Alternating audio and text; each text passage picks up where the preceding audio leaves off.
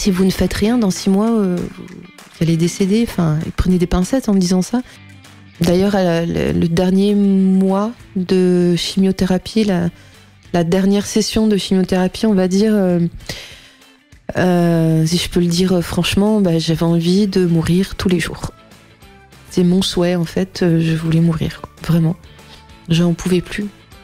Moi, je voudrais, si je guéris, je veux que ce soit une guérison éclaboussante. Je veux que ce soit merveilleux. Je veux que je sois heureuse. Et tu sais quoi ? Je dis, je veux être guérie. Je veux pas être en rémission et être responsable. Et je veux pouvoir ensuite avoir compris tellement de choses sur moi-même que je puisse l'appliquer toute ma vie même. Et je voulais donner une chance à autre chose, en fait.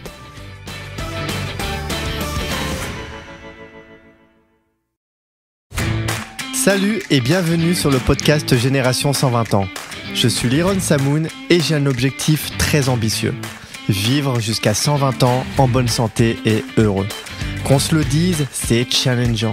Surtout dans le monde actuel où il devient de plus en plus difficile de prendre soin de soi.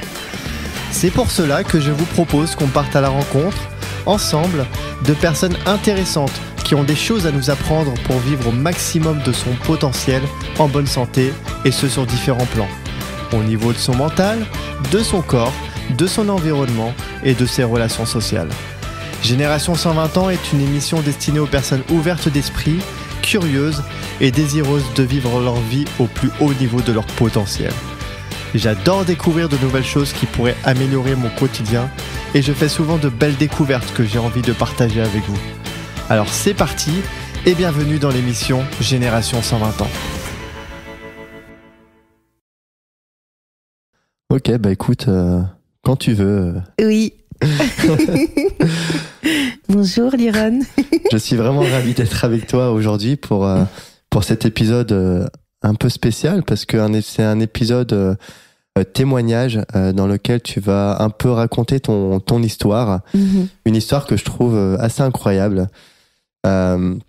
Pour donner un peu de contexte, en fait, pendant des années, tu t'es battu contre des cancers et des problèmes de santé, et aujourd'hui, tu te considères comme totalement guéri.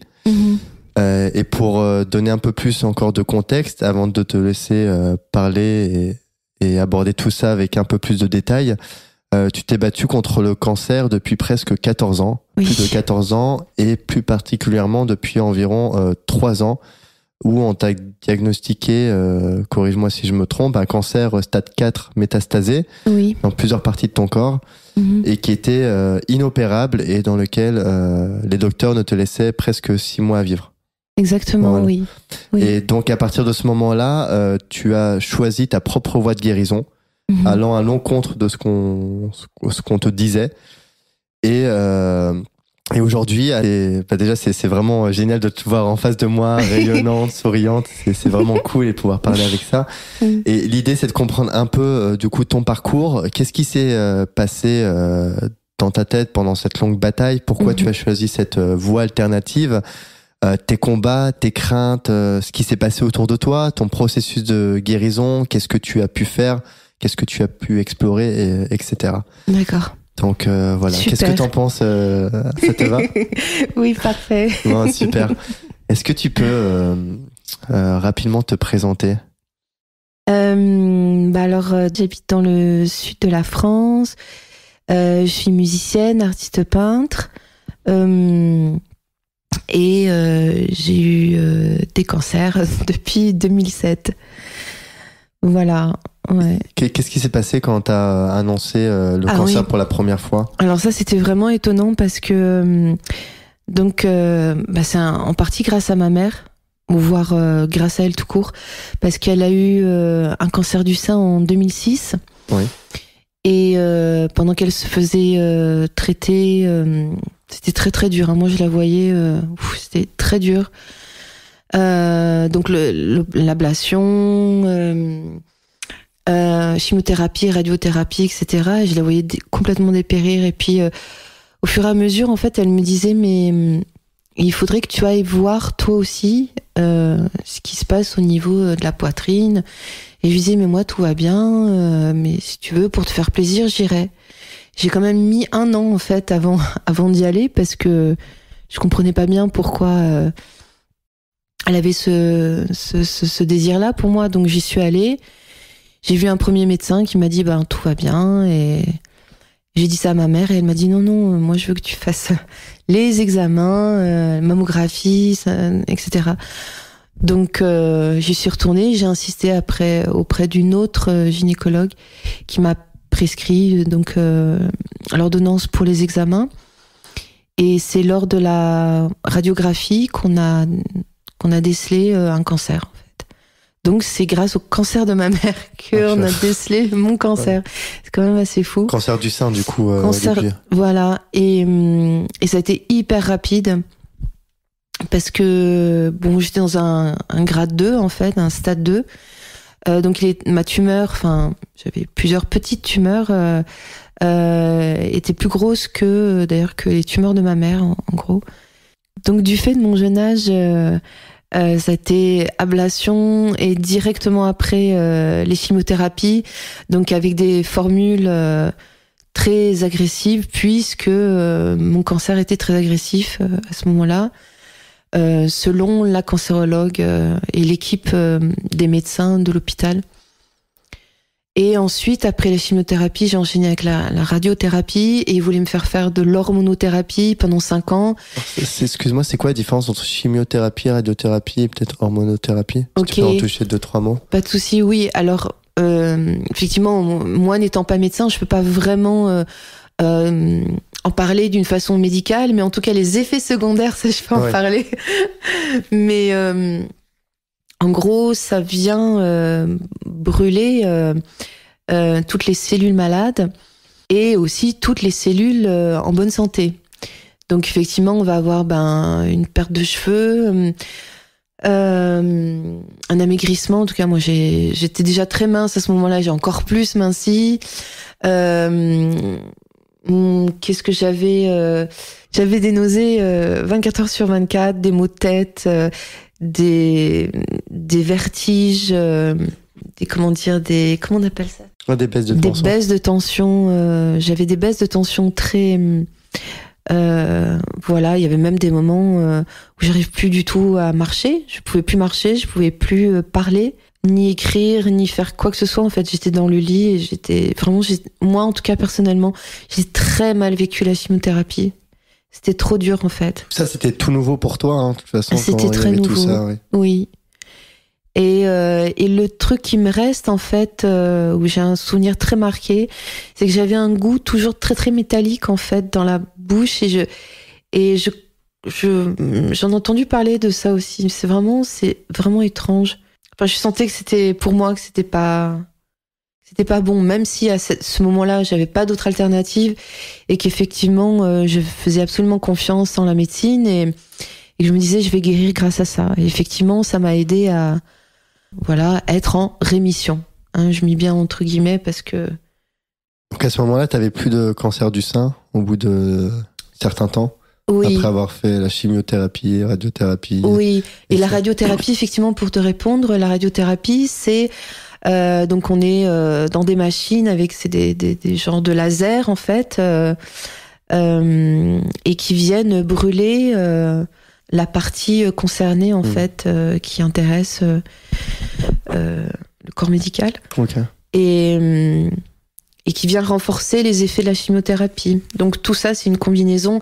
Pareil pour ensuite l'hormonothérapie, si on a un cancer hormonodépendant, comme les cancers de l'utérus ou du sein, etc. Et donc ensuite l'hormonothérapie qui avait été programmée pour 5 ans, j'en ai fait pendant 6 mois et ça m'avait fait des effets secondaires. Ça me rappelait la chimiothérapie que je venais à peine de quitter en fait. Et où j'arrivais plus à me lever du lit, j'avais des plaques rouges sur tout le corps, c'était affreux, donc j'ai arrêté au bout de 6 mois. Et j'ai mis très très très longtemps à me sortir en fait de ces effets de la chimiothérapie. Même je crois que en vrai, je me suis jamais vraiment remis parce que plus tard, ça m'avait bousillé des choses, quoi, au niveau système hormonal. Ça m'a complètement bloqué mon système hormonal. Même si j'en avais parlé avec mon ancienne cancérologue à l'époque, il y avait un désir d'enfant, etc. Et puis bon, c'est très compliqué. En plus, on n'en parlait pas trop en 2007 de tout ça. Donc c'était très très dur. Ouais. Plus la dépression ensuite après, parce que, et ça je sais que je suis pas la seule, mais après s'être battue autant avec les produits, donc toute cette médecine conventionnelle, bah, souvent les gens, une majorité de gens font des dépressions en fait. Je sais pas trop à quoi c'est dû, mais c'est comme si, alors moi j'ai interprété comme ça, je me suis dit tiens, on a une pression de se battre, de rester vivant, de s'en sortir, etc. Tu l'as senti cette pression autour de toi? Oui, mais c'était en moi aussi en fait. Et parce qu'en plus j'étais en plein travail, j'avais un super groupe de musique et en fait j'ai continué de faire des concerts d'ailleurs pendant tout ce temps-là. J'allais sur scène, je mettais des petites perruques, des chapeaux, des choses comme ça. Et c'était très très dur, mais moi je voulais que le groupe continue de vivre en fait. Et peut-être que ça m'a aidé aussi moralement. Je sais pas en fait. On sera vraiment. Ouais. Donc tu sentais un poids en tout cas sur toi et oui. tu avais l'impression qu'il fallait continuer. Oui, c'est moi. Je m'étais mise la pression. Ouais. Oui, et puis autour un petit peu aussi effectivement. Et quand les traitements ont été terminés, voilà, il y avait une forme de dépression comme ça. Alors on voyait mes cheveux qui repoussaient un petit peu, on voyait les petits cheveux sur le crâne et les sourcils aussi. Il n'y avait plus de sourcils, il n'y avait plus rien. Et on voit la Hanoï qui reprend son visage un petit peu d'avant. Et on croit que ça y est, elle est guérie, elle s'en est sortie complètement, alors qu'en fait, à l'intérieur, moi j'étais détruite. Ouais. Vraiment détruite. Et d'ailleurs, le dernier mois de chimiothérapie, la dernière session de chimiothérapie, on va dire, si je peux le dire franchement, j'avais envie de mourir tous les jours. Ah oui, à ce point-là? Tous les jours. C'était mon souhait, en fait. Je voulais mourir, vraiment. J'en pouvais plus. Et je me disais, oui, mais je peux pas faire ça pour les autres. Oui, parce que c'est tellement insupportable que genre tu t'es dit ce sera mieux de l'autre côté, quoi. Pour moi, c'était insupportable. Et c'est vrai, après, plein de gens ne le vivent pas de la même manière, mais et en plus, il y a un côté comme ça qui est je suis quelqu'un d'extrêmement sensible, et j'y peux rien, et apparemment, ça va être comme ça toute ma vie. J'ai une hyperacousie, j'ai une photosensibilité, donc tout ce qui est lumière, couleur, etc. Pareil pour les odeurs, enfin, tous les sens sont ultra développés, sensibilisés, voilà. Et sous chimiothérapie, c'est x10. Ah ouais. Wow. Donc c'est vrai que tout était agressif quand je sortais de la maison. C'était en agression permanente. Ah ouais, j'ai agression. Donc autant dedans, c'était très dur, et en dehors aussi. Donc je marchais sur des œufs en fait. C'était de la survie. Ouais, t'étais voilà. Vraiment pas, t'avais pas de moment de répit pour toi. Ouais. Et ça a duré combien de temps, ça jusqu'à ce que tu sois en rémission par rapport à... 1 an. 1 an, oui. Ok. Donc de manière globale, les traitements, tu les as pas trop bien subis. Enfin, tu les as pas trop bien tenus, quoi. Je les ai pas bien vécus, oui. Oui. Je sais qu'en 2020, 2021, enfin, c'est beaucoup mieux. Enfin, en tout cas, apparemment, les chimiothérapies sont mieux supportées par les gens. Donc, tant mieux, vraiment. Mais c'est vrai qu'en 2007, et moi, c'est vrai qu'on m'a donné une dose de cheval, vraiment pour éradiquer. Surtout à l'hôpital où j'étais, en tout cas ensuite, il y a un oncogénéticien qui a commencé une étude sur mon cas pour voir si on avait un gène porteur familial. Et cette étude, elle a duré 10 ans. Et donc la dernière qui a mis une conclusion en fait à l'étude, c'est que donc de ma famille, de mère en fille, on s'est transmis un gène, mais qui n'est pas vraiment répertorié.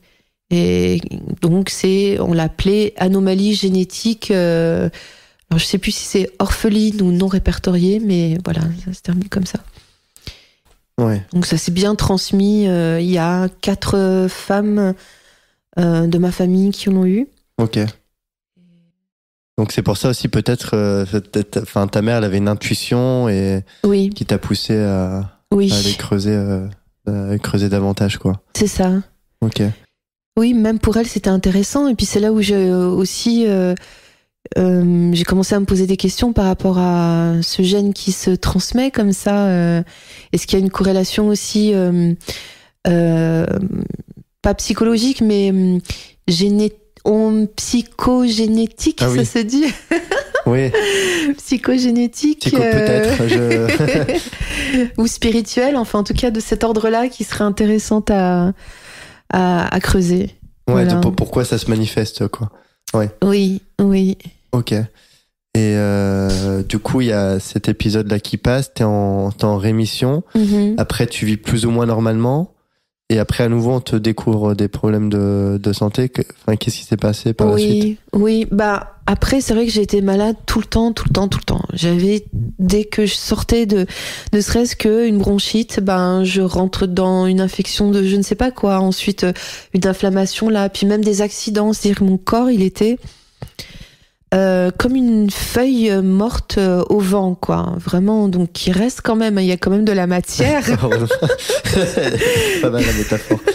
Il y a quand même de la matière, c'est-à-dire elle n'a pas disparu de la surface de la Terre, mais elle est hyper fragile, quoi. Si on la prend dans la main et elle se casse en 1000 morceaux, et c'est vraiment ce que je ressentais. Et pendant des années, j'étais ultra Et ça, c'était par rapport à ce que tu as subi Oui, par avant. rapport à moi, je sais que c'est les chimiothérapies, ça m'a beaucoup affectée, oui. Ok. Donc, Et, pendant plusieurs années, t'es plusieurs fois malade. Oui.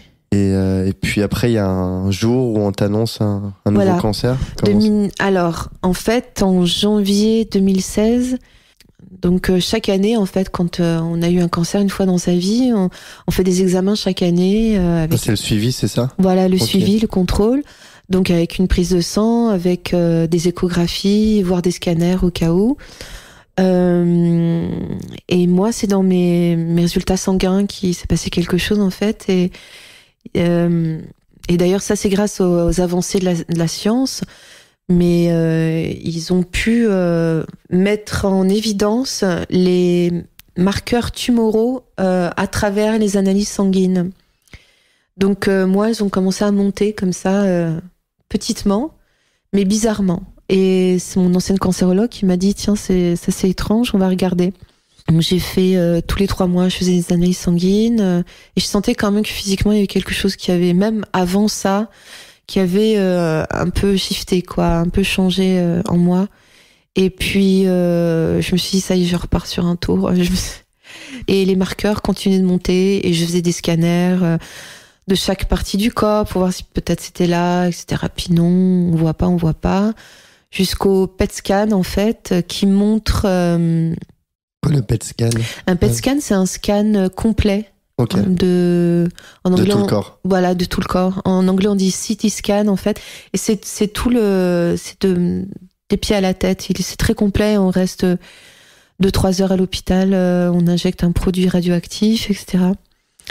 Et là, on voit vraiment les métastases, les tumeurs, tout ça. Et donc là, on a vu une grosse tumeur à la parotide, à gauche, et qu'il fallait opérer, en fait, qu'il fallait enlever. Donc en 2017, je me retrouve au milieu 2017, je me retrouve à l'hôpital.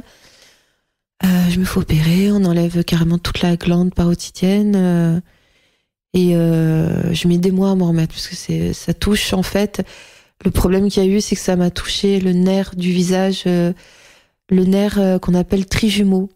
Okay. Et c'est un nerf qui est pas... c'est vrai que quand on s'y intéresse pas, on sait pas exactement quoi il fait référence, mais c'est un nerf qui vient comme ça des tempes, peut-être même du crâne, mais je suis pas bien sûre, mais en tout cas des tempes, toute ici, là à gauche, la mâchoire jusqu'au menton.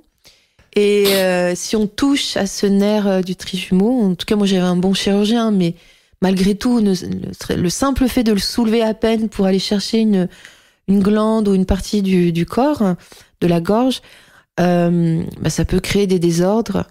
Et donc moi, c'est depuis milieu 2017 que j'ai mal en fait. Je peux pas mettre. Si je mets ma main ici sur ma joue ou sur mon oreille, ça me fait mal. Ah, tu ressens quelque chose? Ah oui, ça me. Même des fois, s'il y a un tissu qui me frotte, ça me fait comme une décharge électrique. Ah oui, d'accord. Et ça s'appelle la névralgie du trijumeau. Névralgie du trijumeau. Voilà. C'est un mot sexy, ça. Donc, je le rajoute à mon tableau de chasse. Et bon, voilà. Du coup, maintenant, j'ai essayé plein de trucs. J'ai fait du laser, j'ai fait plein de choses et ça n'a pas marché. Et je fais des gros massages très énergiques. Ça marche pas trop, mais... T'as essayé. Mais je me dis, un jour, ça va disparaître, c'est pas possible. Heureusement, le fait d'avoir enlevé toute la glande parotidienne, on a évité la chimiothérapie, etc. Mais moi, je voyais que j'étais dans un truc un peu spécial où je commençais à me dire, j'en peux plus des opérations déjà, j'en pouvais plus. Parce que même avant mon premier cancer, déjà, j'en pouvais plus de me faire opérer. Parce que depuis petite, j'ai subi pas mal de choses quand même au niveau de l'hôpital et tout ça. Et en plus, c'est à cette période après ça, je pense que c'est lié à la névralgie du trijumeau, mais j'ai des formes, j'ai une forme très très petite, hein, mais d'épilepsie qui est survenue et qui vient de temps en temps comme ça, tous les 3 ou 4 mois, une forme d'épilepsie nocturne. Donc qui est très douce, hein, ça va, ça nécessite pas de traitement, mais je me dis donc, ok, donc je répare d'un côté grâce à la médecine, et je subis de l'autre des effets secondaires que je vais garder à vie. Et donc voilà, j'ai commencé déjà à regarder en fait. Et en continuant 2017-2018. Les marqueurs tumoraux, en fait, continuent de grimper. C'est-à-dire que c'était pas... Malgré qu'on le retire, voilà. Qu'on les retirait, ça n'a rien changé, en fait. Exactement. Ça n'a pas changé du tout. Donc, il fallait attendre, en fait, parce que c'est ça qui est étrange, c'est que le corps, lui, il continue de développer et on les voit pas tout de suite, en fait. On le voit pas à l'écran, on le voit pas avec nos outils d'aujourd'hui. Donc, même un PET scan n'aurait pas vu... en décembre 2017 ou janvier 2018, ce cancer stade 4 qui allait arriver. Donc il a fallu attendre en avril, et je crois que c'était fin avril qu'on l'a décelé, où là, les marqueurs tumoraux sont montés hyper haut. J'ai refait un PET scan, et là on a vu tout de suite, alors il y avait des métastases partout, j'en avais dans le pancréas, le côlon... le système lymphatique, la cage thoracique, voilà, surtout dans la cage thoracique. Un tout petit peu sur la thyroïde à l'entrée et un tout petit peu à l'entrée du poumon gauche. Et d'un coup, ça s'est manifesté. Enfin, ça s'est apparu au PET scan. Au PET scan, oui. Donc, je me suis fait opérer pour faire une biopsie pour vraiment, regarder. Et moi, je voulais absolument plus me faire opérer. Et ça a été un cauchemar, cette opération. Parce que c'était là, donc, toute sur la petite chaîne de la cage, là, en bas, en dessous, complètement en dessous de la poitrine. Et ils m'ont mis un drain. Et bref, je vais vous passer des détails.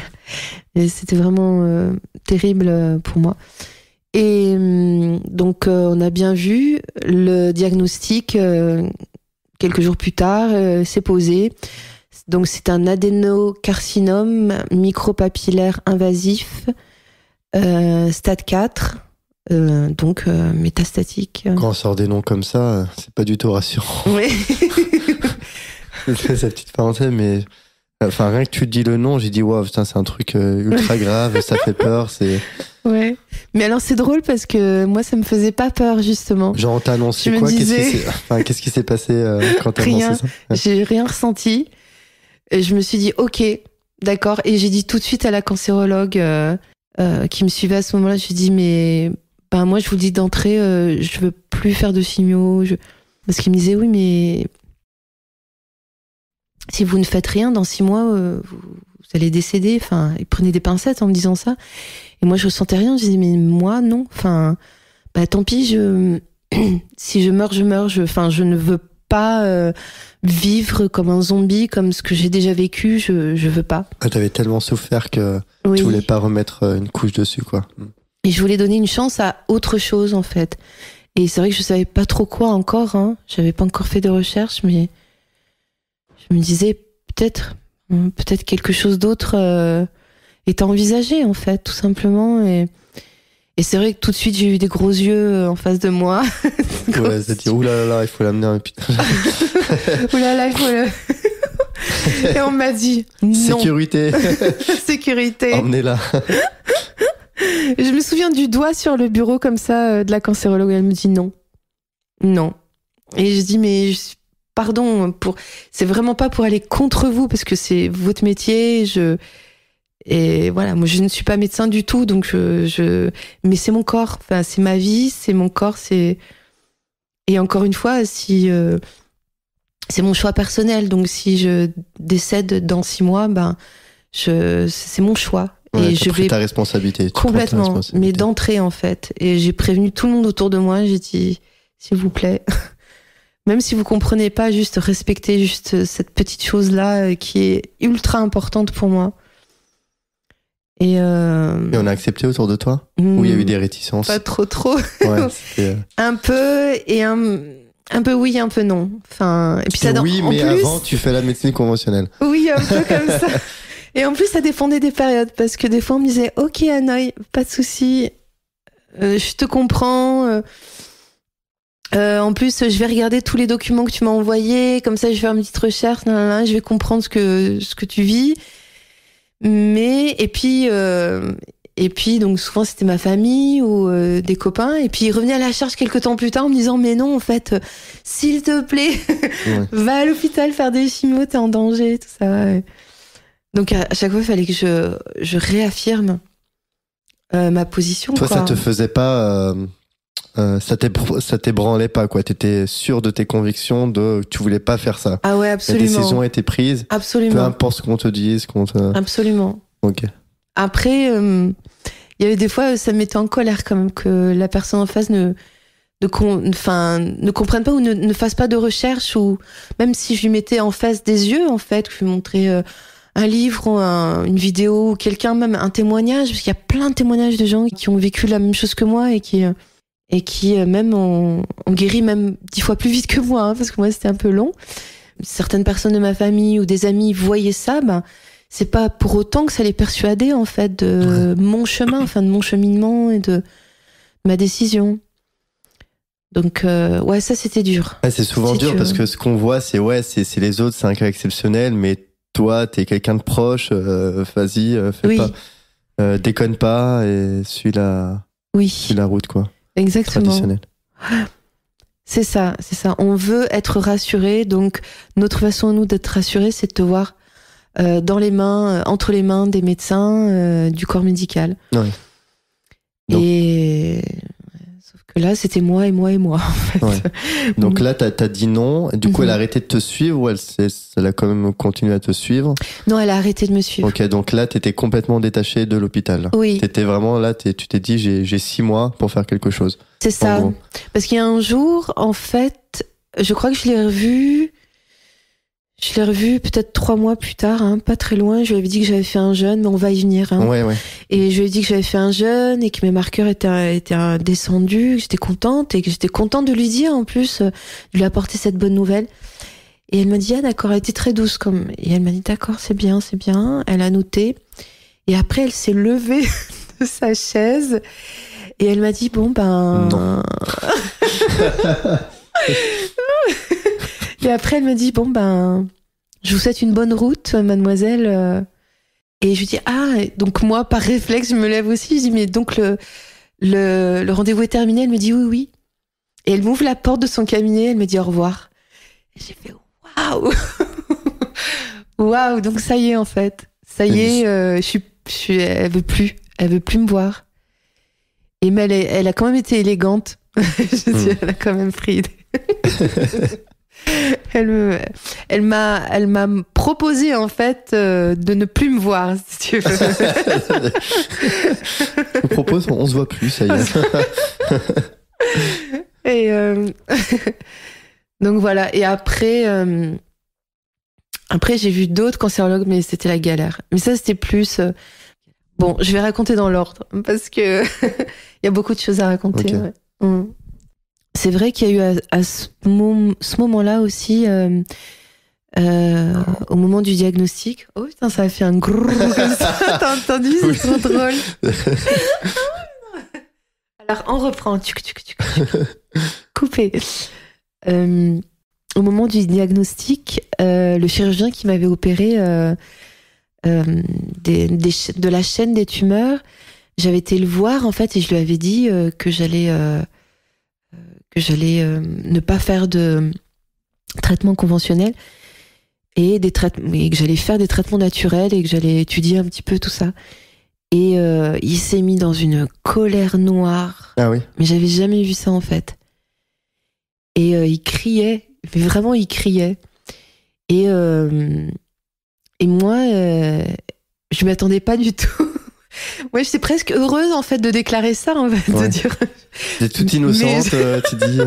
Voilà, oui, j'étais innocente, vraiment. Et de me dire, mais vous voulez pas me souhaiter bon courage, ne serait-ce que ça. Enfin, non, parce que j'ai compris après que peut-être même que ça allait à l'encontre de toutes les études qu'il a fait, de tout son métier, de comment quelqu'un qui a un cancer, un 3e cancer, un stade 4, etc.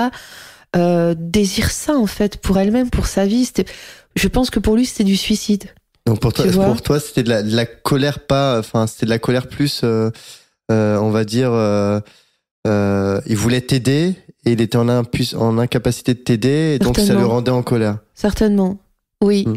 Et surtout le fait qu'il ait passé du temps comme ça pour moi à l'hôpital, parce que c'est une grosse opération. Enfin, même si c'était juste une biopsie, on va dire.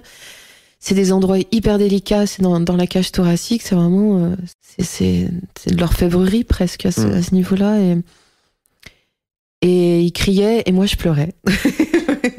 C'était terrible, et je suis sortie en pleurant et il a claqué la porte et donc voilà, donc ça m'a mis bien le pied à l'étrier de me dire OK, là t'es vraiment seule.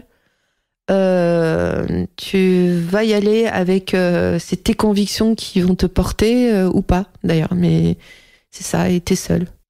Et qu'est-ce qui s'est passé là, dans ta tête? T'étais comment? T'avais peur? T'étais enjouée? Alors j'étais plus en mode genre Jeanne d'Arc, Jon Snow, tu vois. Qui d'autre? Mohamed Ali. Ça c'est un peu les héros que j'aime bien. Mais genre je vais y aller envers et contre tout et puis qui même me suivent. Et t'es pris d'une certaine confiance finalement. Quand même, ouais, parce que je me souviens après quand je suis revenue chez ce docteur, chez ce chirurgien, on était dans un taxi médical et puis je lui disais à ma mère, elle me dit mais t'es sûre tu veux pas faire de la chimiothérapie? Et je lui dis non, moi je voudrais, si je guéris, je veux que ce soit une guérison éclaboussante. Je veux que ce soit merveilleux. Je veux que je sois heureuse. Et tu sais quoi? Je dis, je veux être guérie. Je veux pas être en rémission. Je ne comprends pas en fait ce terme. C'est vrai que je le comprends pas. Je suis pas médecin, donc je peux pas comprendre de quoi il s'agit. Je lui dis, je veux être guérie vraiment et être responsable. Et je veux pouvoir ensuite avoir compris tellement de choses sur moi-même que je puisse l'appliquer toute ma vie même. Et voilà. Elle t'a compris, ta mère, à ce moment-là? T'as compris? À ce moment-là, elle a opiné comme ça de la tête et puis je pense qu'il y a un peu son cœur qui a compris ce que je disais. Oui. Ouais. Oui. Ouais, c'est parce que ça va pas être évident aussi pour une mère de voir sa fille souffrir aussi. Oui, c'est sûr. Et du coup, c'est quoi ta première étape? C'était quoi l'étape d'après? Tu t'es dit, ok, c'est bon, je me prends en main, je décide de prendre une voie alternative, mais à ce moment-là, t'avais aucune idée de quoi faire, non? Alors, en fait, je m'intéressais déjà à l'alimentation et aux bienfaits de l'alimentation. Et j'avais vu un super document, je crois que c'était Arte qui avait fait ça, sur le jeûne. Et ça m'avait beaucoup interpellée. Ah oui, je crois que je l'ai vu, le jeûne thérapeutique oui. sur Arte, ouais, je crois que je l'ai vu, oui. Et notamment ce centre en Russie, et puis le pouvoir de l'eau, enfin, il y avait quelques petites choses comme ça, et puis même d'un point de vue spirituel, je m'étais intéressée à quelques...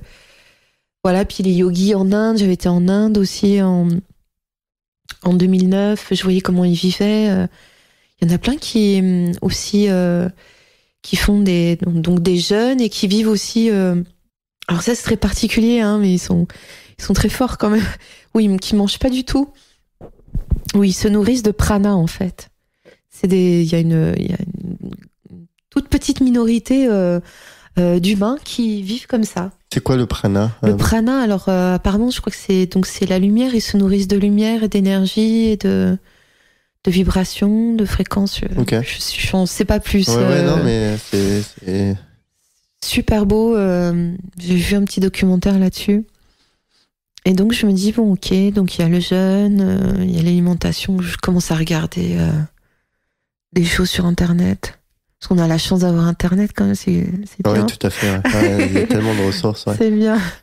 Donc, je fais des petites recherches et je tombe sur des choses. Alors, j'ai fait un condensé sur mon PDF parce que...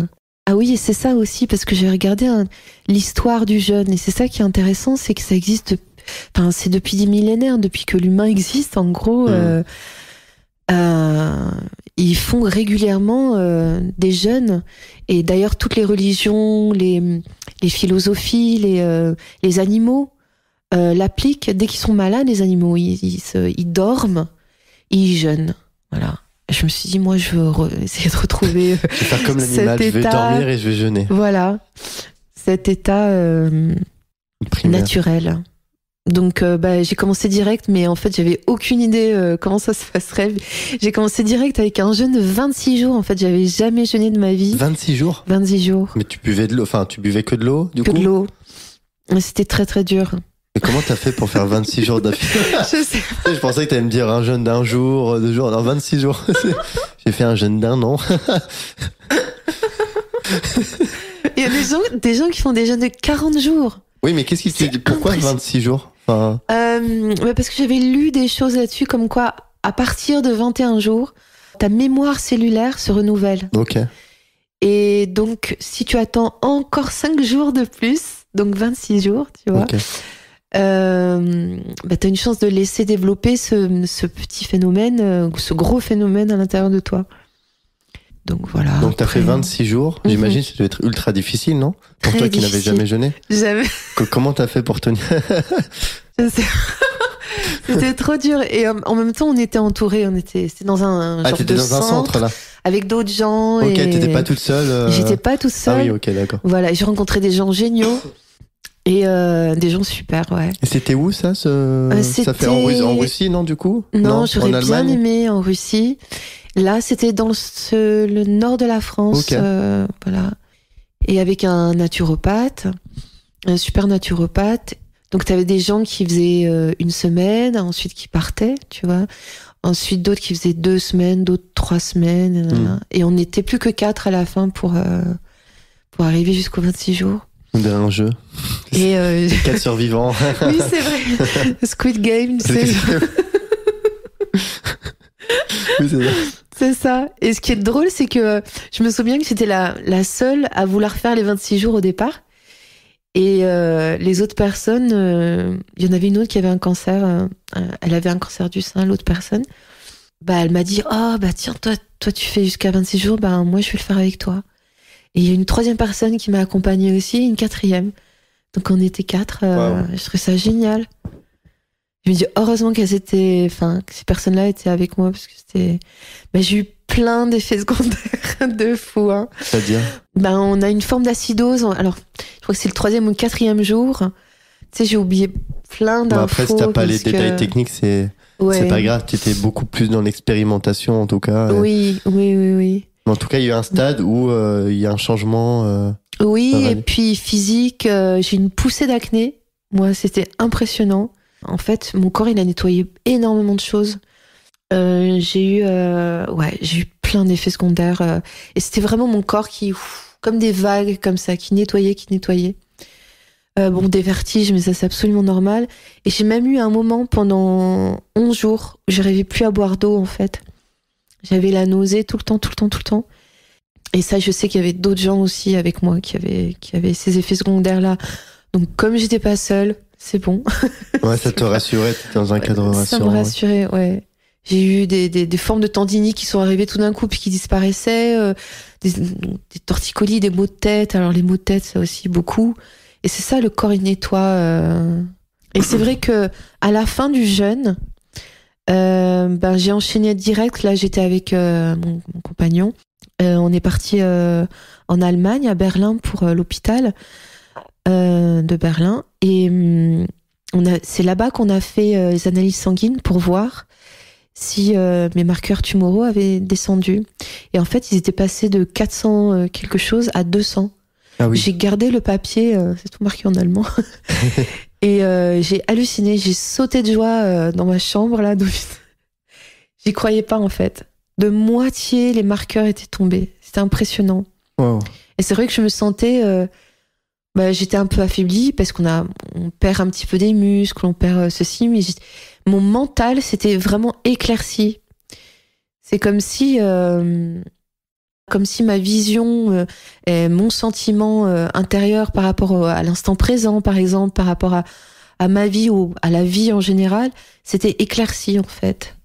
Je me souviens bien de... Donc c'est très positif, t'étais vraiment... Très positif. T'es sorti de cette expérience-là, tu dis... Oui. Avec un espèce de renouveau aussi. Complètement. Malgré tout, les difficultés de cette expérience. Oui, puis du nettoyage en profondeur par rapport au jeûne, des effets du jeûne, ouais. Et donc j'étais super contente avec ces beaux résultats sanguins, quoi.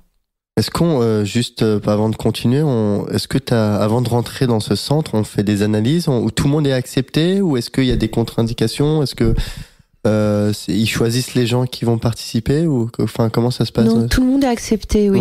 Quelle que soit ta pathologie. Il y a des personnes qui te suivent quand même? Oui, il y a un naturopathe, il y a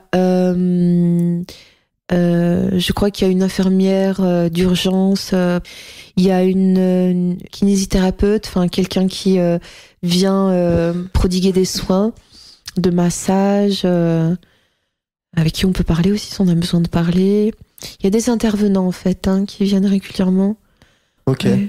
Et donc là, tu sors et tu te dis, voilà, les marqueurs, ils ont divisé par 2. Mm-hmm. Donc là, qu'est-ce qui se passe dans ta tête? Tu te dis, je vais refaire une deuxième fois et peut-être ça va être à 0, ou tu vas voir ton docteur, ton oncologue, tu vas lui montrer, voilà, le jeûne, ça fonctionne. C'est quoi la suite? Là, en fait, j'avais déjà programmé de faire des injections de ghee à Berlin, donc dans l'hôpital. C'est quoi des injections de ghee? Le ghee, c'est une plante venimeuse, on dit. Est-ce que c'est là où on s'embrasse, la tradition sous le ghee à Noël, je crois, un truc comme ça? Oui, sauf que le vrai ghee, il est blanc. C'est une petite boule blanche comme ça. Et mais c'est ça, oui. Ok, donc tu vas dans cet hôpital-là et c'est eux-mêmes qui te proposent de l'injection de ghee, ou toi t'es parti là-bas parce qu'ils faisaient de l'injection de ghee? Oui, je suis partie là-bas, j'ai déjà programmé, c'est moi qui voulais le faire. Et c'est c'est un hôpital en plus qui coûte le moins cher en Europe, parce que ça existe en Suisse et il me semble en Belgique. Je suis pas sûre en France, alors absolument pas. Ok. C'est complètement intéressant. Ouais. Et l'hôpital était super joli. En plus, c'est dans la nature. Il y avait un grand atelier de peinture. On pouvait venir.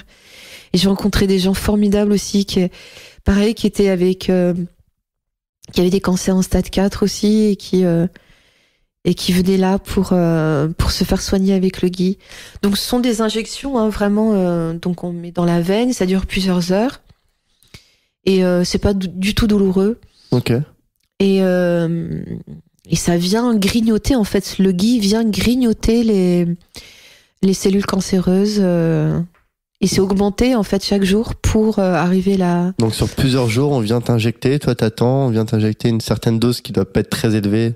Parce que sinon ça peut être dangereux, mais suffisamment pour que ça agisse. Oui. Et ok. Et c'est de la médecine anthroposophique en fait. Ça existe depuis anthroposophique, ça existe depuis des années et c'est basé aussi sur en même temps sur le mental, la corrélation entre le cœur et l'esprit, le corps, le cœur, l'esprit en fait. Comment t'étais tombée dessus sur le traitement Guy? On t'en a parlé ou t'as fait des recherches? J'ai fait des recherches, tout ça c'est mes recherches à moi. Ok. Oui.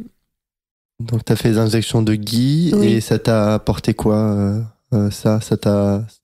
Une fois que tu as fait ça, qu'est-ce que t'as vu tes marqueurs, ils ont diminué encore ou... Oui, ils avaient un petit peu diminué, oui, tout à fait. Et il m'expliquait bien que ça durait, qu'en fait, que les effets duraient pendant des semaines dans le corps. Donc, et moi, d'ailleurs, j'ai continué les traitements à la maison. Donc là, il y a un infirmier qui m'a montré comment faire. C'est juste des petits shots comme ça qu'on fait dans le bidon. Et c'est pas très douloureux, hein, mais... d'ailleurs, dans mon document, dans mon PDF, s'il y a des gens qui sont intéressés pour le faire, moi j'avais regardé en France aussi, mais il y a qu'un seul labo qui le fait. Et c'est hyper cher parce que c'est pas très très connu et très utilisé. Donc pareil, j'ai fait des grosses recherches pour trouver le bon labo en Europe. Et c'est encore en Allemagne, hein, parce qu'ils ont beaucoup développé ce produit. Et ça coûte combien de faire ça? Alors voilà, c'est ça, je voulais en parler. C'est vraiment grâce à tout plein d'amis. Du coup, c'est une grosse communauté qui m'a aidée financièrement avec une cagnotte. Je me souviens, tu avais fait une cagnotte Litchi, oui. Voilà, par Facebook et tout ça. Et c'est vraiment grâce à toutes ces personnes-là que je remercierai toute ma vie, parce que sinon, j'aurais rien fait en fait. Ou j'aurais fait des petites choses comme ça, petitement, à la maison. Parce que sinon, ce sont des choses qui coûtent cher, quoi. Enfin, l'injection de Guy ou même les centres de jeunes, ce sont des choses, des investissements quand même. Complètement.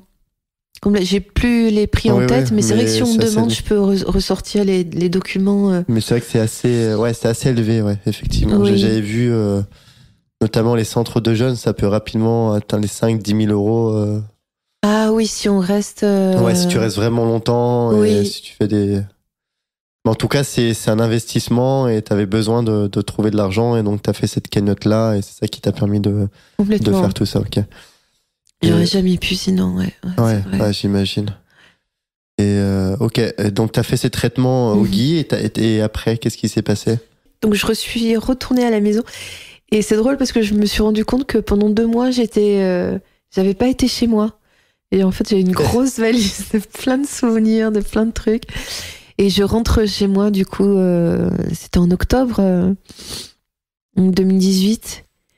Et je me souviens que j'étais... il y a un jour où je m'assois à mon bureau et je me mets devant mon ordi, je me dis, bon, là, qu'est-ce que je fais? Je suis pas encore guérie, qu'est-ce que je fais? Et je continue de faire des recherches sur l'alimentation, en fait. Ça, c'était toujours... Parce que ce qu'il y a de génial avec le jeûne, c'est qu'effectivement, ça fait tomber les marqueurs, on se renouvelle au niveau cellulaire, on est à plein de niveaux. Mais quand même, moi, j'ai besoin de manger pour vivre. Donc, il y a toujours cette question qui se repose à chaque fois de quoi faire avec l'alimentation. Et donc, j'ai mis plusieurs comme ça. Déjà, je m'intéressais au crudivorisme. Je me disais, ça pourrait être génial parce que c'est vraiment... le légume ou le fruit à l'état, en tout cas s'il est bio, mais le plus pur possible, et qui va apporter le plus de... Donc je crois que c'est à ce moment-là que j'ai commencé à regarder des vidéos sur les jus de légumes, les jus de fruits, donc Irène Grosjean, Thierry Casasnovas, des Américains aussi, j'ai regardé beaucoup de choses chez eux. Donc là, tu t'es mise à faire des jus de légumes. Des jus de légumes, voilà, puis à essayer de trouver. Alors ça a pris du temps en fait, de trouver la bonne alimentation qui me fasse en même temps plaisir et et qui me fasse du bien au niveau physique et que je sais où je me sens protégée de pas faire de bêtises par rapport au cancer. Donc pas de sucre par exemple, ça c'était vraiment à bannir d'entrée. Ouais, parce que le sucre pour le cancer, ça l'alimente, c'est ça, et du coup. Oui. Si tu arrêtes le sucre, il n'y a plus d'alimentation pour le cancer et donc plus potentiellement de développement. Exactement. Et le sucre sous toutes ses formes, par exemple, même dans une tranche de biscotte, dans une mayonnaise, il y a du sucre dans. Dans plein les sucres cachés, les sucres cachés. Les fruits, tu pouvais par contre. Le sucre des fruits. Moi, j'ai fait des périodes sans fruits du tout. Après, j'ai essayé. Donc, j'ai fait que du cru, que des légumes là pour le coup. Après, j'ai réintroduit des œufs bio. Après, j'ai découvert, parce que j'ai vu des vidéos super d'un monsieur, ça je vais en parler après aussi, mais d'un monsieur qui parle du riz. Alors, oui, le riz, comme quoi c'est une céréale, parce que voilà, donc le sucre dans les céréales, donc j'ai dû arrêter les céréales aussi. Donc plus de pain, de pâtes, de farine, tu te retrouves de quoi à manger des carottes, quoi. Donc, tu manges des carottes, des brocolis, du fenouil. Du chou, Bon. Mais franchement, tu peux trouver des bonnes recettes, des bons trucs. Faut juste, faut apprendre à aimer. C'est vrai, c'est un apprentissage. Et il y a toujours la frustration qui pointe le bout de son nez, qui dit j'ai envie de ça, mais quand même l'envie de guérir est toujours un peu plus forte. Tu disais un truc par rapport au riz, c'est que le riz aussi tu pouvais pas. Voilà, le riz, donc ça, je me suis dit tiens, puisque c'est une céréale, ça va rentrer dans le truc, et au niveau du sucre, je pourrais plus en consommer. Et en fait, j'ai vu plusieurs même médecins naturopathes qui en parlent, comme quoi c'est une céréale qui se renouvelle toujours en fait, même si on l'a cultivée, on la raffine, on lui tord les boyaux quoi. On veut à la graine, et ben elle va au bout de plusieurs générations se revenir à son essence première en fait, à sa. Alors à creuser l'info, hein. Moi je suis pas agricultrice, mais en tout cas il y a des gens qui connaissent cette info là, donc pour les auditeurs, si vous voulez faire des petites recherches, ce serait intéressant. Mais donc comme quoi le riz, ça peut rentrer complètement dans une alimentation sans sucre. Voilà, j'ai entendu ça, mais il y a pas longtemps, il y a moins d'un an. Donc j'ai recommencé. C'est intéressant. Ouais. Peu importe le riz blanc, le riz rouge, le riz. Ça faudra regarder. Ok. Ça, je suis pas sûre, je veux pas induire en erreur. Ouais, bien sûr, ok. Ouais. Bon, en tout cas, c'est intéressant à savoir. Ouais, c'est intéressant. Donc là, t'étais contente, t'as pu rajouter du riz. À tes carottes, à tes fenouilles. Grave. Parce qu'en fait, c'est souvent des combinaisons. C'est souvent, puis il y a ce joli mot que je trouve qui s'appelle la synergie entre l'alimentation, le jeûne intermittent, les traitements naturels qu'on va prendre, la façon, est-ce qu'on fait du sport, est-ce qu'on va auprès de la nature, enfin tout ça finalement, c'est un être humain, c'est à lui-même, il va exercer une synergie en fait dans sa vie, et c'est ça qui va créer ou pas une guérison. Donc voilà, à chaque fois c'était essayer de rééquilibrer, puis d'en apprendre plus, et de se dire est-ce que je fais des bêtises que je... T'as expérimenté. J'ai expérimenté. Parce qu'il y a des choses qui fonctionnaient pas, des choses qui fonctionnaient plus, ou en tout cas des aliments qui... Oui, et surtout comment moi je peux continuer d'une façon à peu près confortable, sans être encore une fois, dans une frustration, que ce soit confortable pour moi au quotidien, que je me réveille heureuse et que je me couche heureuse. En fait. Et il y avait un ami, pour revenir en octobre 2018, qui me parle, il me parle de l'huile de cannabis, et il me dit... il y a des gens apparemment, alors c'est encore secret parce que tu vois, c'est pas légal, mais qui ont guéri du cancer avec l'huile de cannabis. Donc dans l'huile de cannabis, t'as le CBD et le THC. Et le THC, c'est ça qui fait tourner la tête et qui fait qu'on va voir... c'est le composant néfaste, quelque part. Néfaste, ça dépend de quel... voilà, oui. En tout cas, qui provoque les... L'addiction... Ouais, l'addiction, mais peut-être que le CBD ça a une forme d'addiction aussi, je suis pas sûre. Ça faudrait regarder. L'huile, c'est quoi? C'est au-dessus, c'est. C'est juste c'est une extraction de la plante sous forme d'huile. Ok. Et donc qui n'a pas été retouchée, donc où il y a le THC et le CBD, le cannabinoïde à l'intérieur, qui est pur complètement.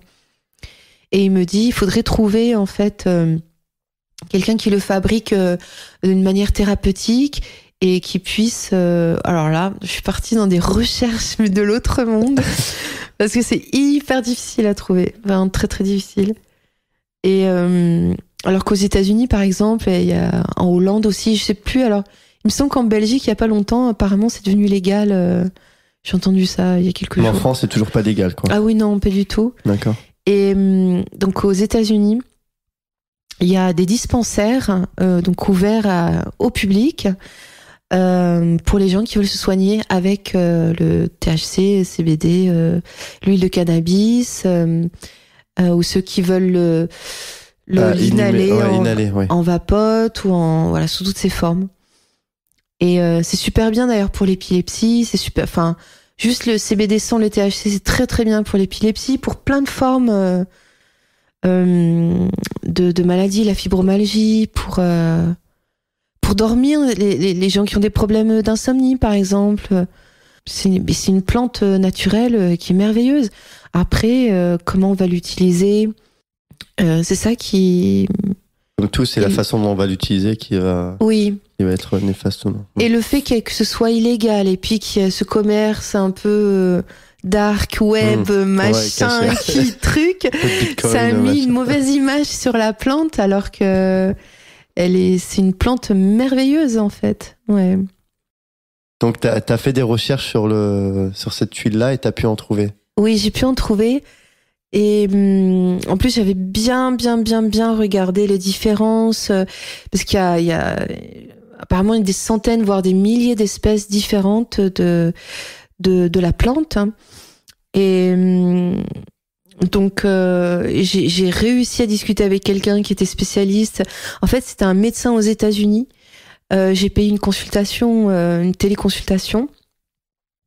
Et il m'a dit exactement comment procéder. Et c'était super d'avoir au moins une personne référente qui est un vrai médecin et qui m'explique comment, voilà. Et donc j'ai réussi, grâce à lui, à trouver aussi cette personne en Hollande. Et donc j'avais 2 référents et c'est très très bien passé, heureusement. Et il y avait aussi une autre personne qui s'appelle Rick Simpson, d'ailleurs si vous voulez aller regarder. Et Rick Simpson, R-I-C, plus loin Simpson. R-I-C-K, et Simpson vraiment comme les Simpsons, voilà. Et qui a soigné gratuitement des milliers de personnes aux États-Unis. Il fabriquait lui-même son huile dans son jardin, comme ça, dans des gros tonneaux comme ça.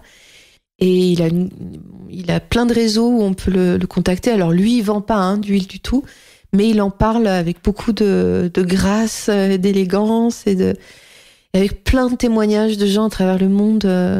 C'est lui, il m'a beaucoup inspiré aussi. Ok. Et donc l'huile, comment ça se passe? Tu l'ingères, tu l'inhales? Oui, alors moi je la mettais tout simplement, dans la paume de ma main et je la mangeais, quoi. C'est un goût très fort, bien sûr. Ok. Et il faut prendre un certain dosage pour ensuite... Alors, ce que j'ai fait, moi, j'ai dormi. J'ai fait que dormir.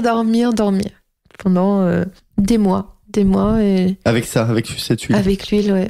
Tu prenais tous les jours? Oui, tous les jours, oui. Pendant 5 mois. Ah oui, quand même. C'est le traitement normal, plusieurs mois, ou ça varie en fait en fonction de... Ça varie en fonction de... il y a des gens qui guérissent au bout de 3 mois. D'autres, ça dépend des stades. C'est tellement personnel. Ouais, okay. Et il y en a pour qui c'est plus long, etc. Et... Donc toi, t'as fait 5 mois? J'ai fait 5 mois. C'était pas encore ça, en fait. Parce que j'avais beaucoup de... Je sais pas comment expliquer, mais je crois que j'avais pas encore trouvé aussi mon alimentation et je faisais pas encore le jeûne intermittent. Ah oui, tu vois, il y avait des choses... pas continué à faire le jeûne, ok. Voilà. J'avais pas encore tout appris, il y avait plein de choses. Le jeûne intermittent, je connaissais pas, effectivement, à ce moment-là. Je me disais, oh là là, il va falloir que je refasse un jeûne. Et c'est vrai que j'avais pas trop la force pour l'instant d'en refaire un. Et du coup, au bout de 5 mois, j'étais contente parce que j'avais beaucoup dormi. Et ça, je pense que depuis des années, ça m'avait manqué. Le fait que j'étais complètement insomniaque. Du coup, j'ai vraiment focalisé sur l'alimentation, le jeûne intermittent et le sport. Je m'étais remise au sport après l'huile de cannabis. Et donc j'ai enchaîné avec tous les traitements naturels, donc tout ce qui se faisait dans les labos, que ce soit en France, à l'étranger, et beaucoup le sport aussi. J'ai vraiment besoin. Je me posais la question, tu faisais du sport quand même en parallèle? À ce moment-là, oui, à partir du mois de mars-avril. Pendant l'huile de canne, je pouvais pas. J'étais trop fatiguée, je dormais. Enfin, c'était plus que de la fatigue, c'était vraiment une espèce de relâchement total. De relâchement même mental. Et ça m'a fait beaucoup de bien en fait. Et donc le sport et même mon médecin traitant à ce moment-là, il me disait mais c'est formidable pour le cœur, c'est formidable pour tout, pour booster le système immunitaire, pour le cerveau. Et tous les traitements naturels. Et alors là, c'était hyper dur parce que je trouvais un super traitement. Je me disais tiens, ça c'est génial. Finalement, je me rendais compte que non, mais il fallait surtout pas le prendre de telle manière ou dans tel labo, mais qu'il fallait et puis les dosages. Alors ça, c'est hyper difficile à trouver. Trouver les bons dosages pour ça. Exactement. Ouais. Parce qu'on sait pas en fait. On n'est pas médecin, donc ni naturopathe, donc on sait pas trop. Donc moi, j'étais à la recherche de naturopathes et il y a plein de super belles personnes dans la naturopathie qui connaissent 1000 choses, mais qui connaissent pas forcément les traitements de cancérologie.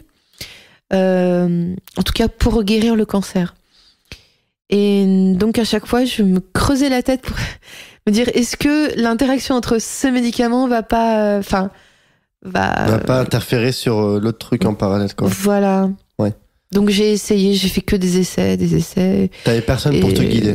Là, à ce moment-là, non, c'est vrai. Après, j'ai découvert, c'était 2019, j'ai découvert un monsieur qui fait plein de vidéos sur YouTube qui s'appelle Guy Tenenbaum. J'espère que je prononce bien son nom. Et sa chaîne elle s'appelait Cancer Thérapie, maintenant elle s'appelle Cancer Survivor. Et on en était à peu près au même point.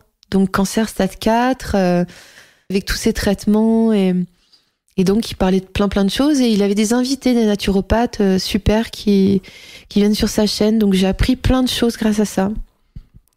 Et notamment ce médecin là que j'aime beaucoup, qui s'appelle Docteur Dessin. Et c'est grâce à lui. Donc c'est lui qui parlait du riz, par exemple. Voilà, donc j'apprenais et j'étais comme une petite écolière là sur mon bureau avec ma petite feuille, mon stylo et je relisais mes notes et je me disais bon d'accord. Après je cherchais les labos parce que c'est ça aussi, c'est ça que j'ai découvert, c'est que c'est difficile quand même de trouver des bons laboratoires clean. Mais ça c'est difficile. Comment tu faisais typiquement, enfin rapidement pour s'en rentrer dans les détails, mais pour savoir si un labo était bon ou pas? Enfin, tu t'essayais, tu essayais de voir s'il y avait des personnes de ton entourage qui connaissaient ou... Ah ouais, alors ça c'est une bonne question parce que c'est vraiment à l'instinct. Il y a plein de choses finalement, c'est à l'instinct, mais il y a au départ en fait, quand je cherchais un médicament, par exemple l'ashwagandha, je tapais le nom du médicament et ça me sortait plusieurs pages, donc c'est Internet. Et suivant par exemple, alors il y avait un magasin qui avait de l'ashwagandha parce que c'est une plante, il me semble indienne. Donc j'essayais de voir déjà si c'était un peu cocorico, quoi, un peu français, ou alors si c'est pas français, est-ce que c'est européen, etc. Ouais. Et puis je vais de plus en plus loin. Et au fur et à mesure, je me suis rendu compte que bon, il y a des médicaments comme l'ashwagandha, le myomine, il y a des médicaments, la vitamine B17, c'est introuvable en France en fait. Donc, il faut les chercher à l'étranger, etc. Mais en dehors de ces médicaments, ces compléments alimentaires particuliers, il y a des super labos en France qui sont pas ultra connus encore, en fait. Donc, ça m'a mis 2 ans, 3 ans avant de trouver des bons labos qui étaient bien approuvés par des naturopathes. Et j'en ai plusieurs, en fait, dans ma petite boîte à outils. Parce qu'il y a même, au début, moi, il y avait des médicaments que je prenais dans des sociétés qui étaient pas forcément, c'était pas des vrais labos, mais c'était des sociétés qui avaient plusieurs, tu sais, un peu comme Amazon en fait, mais qui est spécialisée dans le médical. Ok. Et j'avais toujours un petit truc qui me disait, mais j'ai pas super confiance en fait. J'aime bien que ça vienne d'une source, voilà. Ouais, une source sûre, quoi. Ouais, un peu plus fiable. Mm-hmm. Oui, parce qu'après, c'est toi qui ingères, c'est toi qui subis derrière aussi. Oui. Ok. Voilà. Donc, t'as fait tous ces travaux de recherche, et t'as pris donc, beaucoup de compléments alimentaires. Oui. Et donc, après, enfin, je veux dire, tu fais le sport, tu fais les compléments alimentaires, qu'est-ce que tu fais par la suite ou... Je continue, effectivement, mon petit bonhomme de chemin, comme ça, avec des essais, mais malgré tout, en 2020, en été 2020, je crois au mois d'août, j'ai un souci personnel dans ma vie et j'ai une genre de dépression, une forme de dépression qui pointe le bout de son nez, quoi. Et comme à chaque fois, bien souvent chez moi, quand j'ai un problème dans mon cœur ou qui me touche, je tombe malade ensuite. Donc j'enchaîne un peu des bronchites. Après, à force de tousser, je me fêle une côte. Après m'être fait la côte, j'ai une infection. Ensuite, j'ai une inflammation à l'intérieur là. Puis je vois que mes tumeurs, elles ont commencé à grossir alors que elles n'avaient pas grossi en fait. Elles se voyaient même pas, mes tumeurs. Et là, elles commençaient à me faire très très très très mal. Et je me dis, oh là, je suis en train d'échouer. Là, c'est vraiment à partir du mois d'août 2020 où je me dis, Ça sert à rien, tout ce que je fais, ça sert à rien, quoi. Ouais, il y avait ça. Et il y avait cette idée de... moi qui ai vu la mort en face, j'ai l'impression que là, va toquer à ma porte complètement et puis je vais partir avec elle, en fait. Vraiment, je me disais, demain, mois de septembre, mois d'octobre, mois de novembre, c'est bon, je vais mourir, en fait. Et tous les jours, je me disais, demain, je vais mourir. Mais j'avais plus peur, en fait. J'étais juste hyper triste d'avoir échoué. De m'être dit, mais j'ai une mission et cette mission, je vais pas aller jusqu'au bout. Je vais pas la gagner, je vais pas...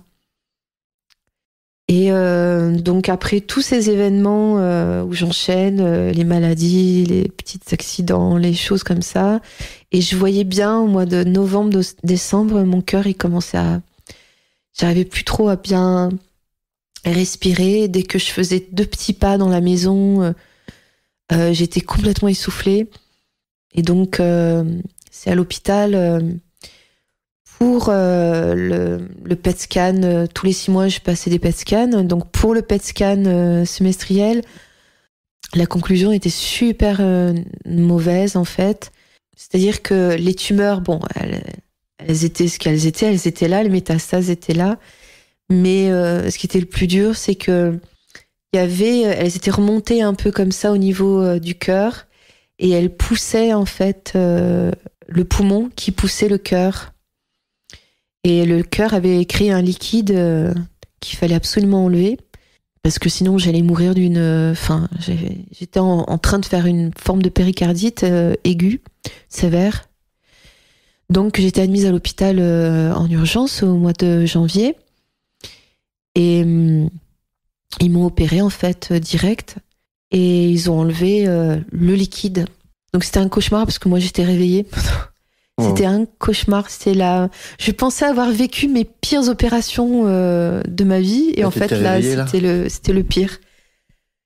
Donc, je peux même pas en parler encore aujourd'hui, tellement Et je suis sortie de l'hôpital et j'avais la haine, vraiment. J'avais la haine. J'étais, je sais pas, comme si j'étais blessée, en fait. Comme si mon ego presque était blessé. Je sais pas du tout comment l'expliquer ça, mais comme si je me disais, mais et puis même, ouais, c'est ça, c'est mon ego, c'est mon cœur, il y avait tout qui était blessé en fait, et j'étais un peu en mode zombie pendant 1 mois, et petit à petit, je réussis à me relever chaque jour en fait, à me relever, à me dire, reprends.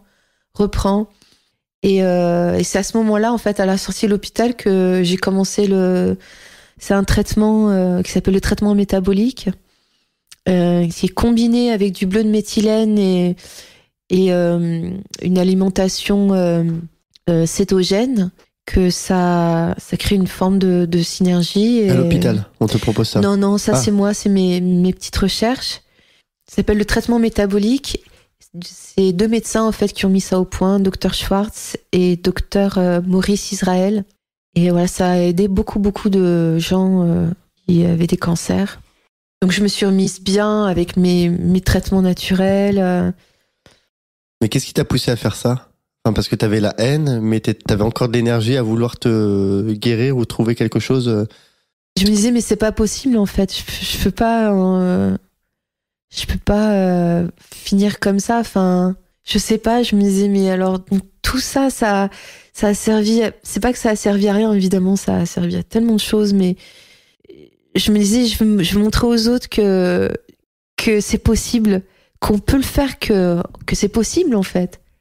Et j'arrive pas à expliquer encore aujourd'hui d'où elle venait ce truc là de. T'avais un truc interne une force intérieure qui te poussait à aller de l'avant qui s'est réveillé vraiment très très fort. Et donc t'as trouvé là ce traitement bleu de méthylène. Bleu de méthylène, j'en ai déjà pris avant, pendant ça faisait déjà 2 ans que j'en prenais, mais je l'avais pas associé au traitement métabolique. Et à l'alimentation cétogène, c'est-à-dire pas de céréales, pas de sucre. C'est que des bonnes graisses. Et des protéines, et donc j'étais hyper bien carrée dans mon truc, parce que c'est vrai, enfin on est un humain, donc on essaye des choses, on fait des erreurs, après des fois on relapse. Régularité aussi. Régularité. Et entre-temps, effectivement aussi, j'avais fait... j'avais pris un gros traitement qui s'appelle... d'un médecin qui s'appelle Dr Oxy, qui est au Mexique. Et ça déjà pendant 2 ans, donc ça faisait des parties de traitement qui étaient très très chères. Et qui m'a fait beaucoup de bien en fait, qui a fait ralentir en fait le cancer, mais qui n'a pas suffisamment ralenti le cancer. En tout cas moi, certainement comment moi je l'ai utilisé, mais pour éviter cette péricardite ou pour me guérir complètement. Donc c'est vrai qu'il y a des choses qui marchent pour certaines personnes et qui vont pas marcher pour d'autres en fait. Et c'est ça où le sentiment de responsabilité va venir et va jouer complètement. Il va dire oui mais attends, moi je suis responsable. Le labo, l'hôpital qui m'a envoyé le traitement ou telle personne qui m'a conseillé de faire ça ou le naturopathe, c'est pas lui qui est en faute en fait. C'est même moi je suis pas en faute, mais c'est juste ce sont des essais. Et j'essaye parce qu'on est un peu, on est livré à soi-même finalement. Et oui, il n'y a pas de recette toute faite. Il n'y a pas de recette et moi je peux en vouloir à absolument personne si j'étais morte demain, c'est moi et moi quoi, c'est vrai. Donc ça met quand même, et c'est ça qui donne je pense, c'est ça qui m'a accompagnée pendant ces 3 ans et demi, de dire ta responsabilité, ton chemin. Ta liberté en fait d'action. Ok. Et donc on va dire que tu as essayé pas mal de choses. Oui. Et on va arriver au moment où peut-être tu es... je sais pas comment se passe le moment, on va dire, de ta guérison. On annonce que t'as plus rien. Qu'est-ce que t'as pris avant? Qu'est-ce qui a fonctionné? Enfin, finalement, qu'est-ce qui a fonctionné pour toi? Qu'est-ce que t'as fait? Et comment ça s'est passé le moment où on t'a dit que t'avais plus rien? D'accord. C'est vrai que parallèlement, j'ai fait beaucoup de soins, des soins, des massages aussi. Puis c'est essayer de prendre soin de soi, d'être dans un. Ça, c'est difficile quand on a été beaucoup malade. C'est de donner de l'amour à ce corps qui est blessé, enfin qui est meurtri, et de le reconstituer en fait à soi-même, de se le voir comme un temple qui va porter tout ça, tout ce qu'on vit, tout ce qu'on ressent. C'est quand même hallucinant. Et donc du coup j'ai fait énormément de méditation, des affirmations positives. Je crois que j'ai mis des liens aussi dans mon document en anglais et en français pour les gens, parce que ça fait partie des choses qui m'ont fait du bien. Et je pense que à partir du mars, avril, mai, Il y a des choses qui sont arrivées en moi, je ne savais pas, hein, tout petitement, hein, des petites choses minuscules. Et à partir du mois de juin, juillet, où j'ai recommencé à avoir envie d'aimer la vie. Je crois que c'est ça. Je cherche bien le terme précis parce que vraiment, je veux que ce soit précis. Je pense que c'est ça, c'est d'aimer la vie. Et effectivement, donc je continuais toujours les traitements, j'essayais toujours d'en apprendre plus et de fonctionner vraiment avec ce que je ressens. Et par exemple, de mettre l'accent sur pendant un mois, je vais énormément travailler sur les os parce que du coup, moi j'ai une fragilité osseuse, mais de l'autre monde à cause de ce qui m'est arrivé. Et par exemple, aussi au mois de mars, j'ai pris beaucoup de compléments alimentaires pour le cœur et trouver aussi une alimentation qui va aller avec le problème physique. Si c'est le cœur, je vais manger un peu plus de tel aliment, un peu plus de... Voilà, donc je continue de faire des recherches et puis de retrouver un petit goût comme ça à la vie.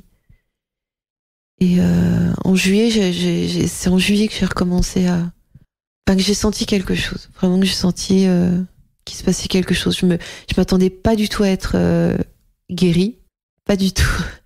Mais je me disais, tiens, peut-être qu'il y a une lueur d'espoir. Peut-être que c'est possible. Mais j'étais encore dans ma programmation intérieure de me dire, mais quand même, demain, je vais mourir. Voilà. Ouais. J'étais quand même là-dedans. Toujours dedans. J'étais là-dedans et encore une fois, j'en avais pas peur. Et je pense qu'aujourd'hui, j'en ai toujours plus peur, en fait. Je pense avoir défié ce truc-là de moi-même. Alors, la peur de la mort des autres, oui, ça, je l'ai toujours. Mais de la mienne, non, ça, c'est sûr. Et ensuite, au mois d'août, c'est là vraiment qu'il y a eu une grande ouverture. Et puis, juillet aussi, j'avais commencé d'autres traitements qui s'appellent Beljanski. Tout ça, c'est dans mon document. Qui a un super labo d'un super médecin, il me semble d'origine polonaise, et voilà, qui est connu dans le milieu de la naturopathie. Hein, c'est vraiment super.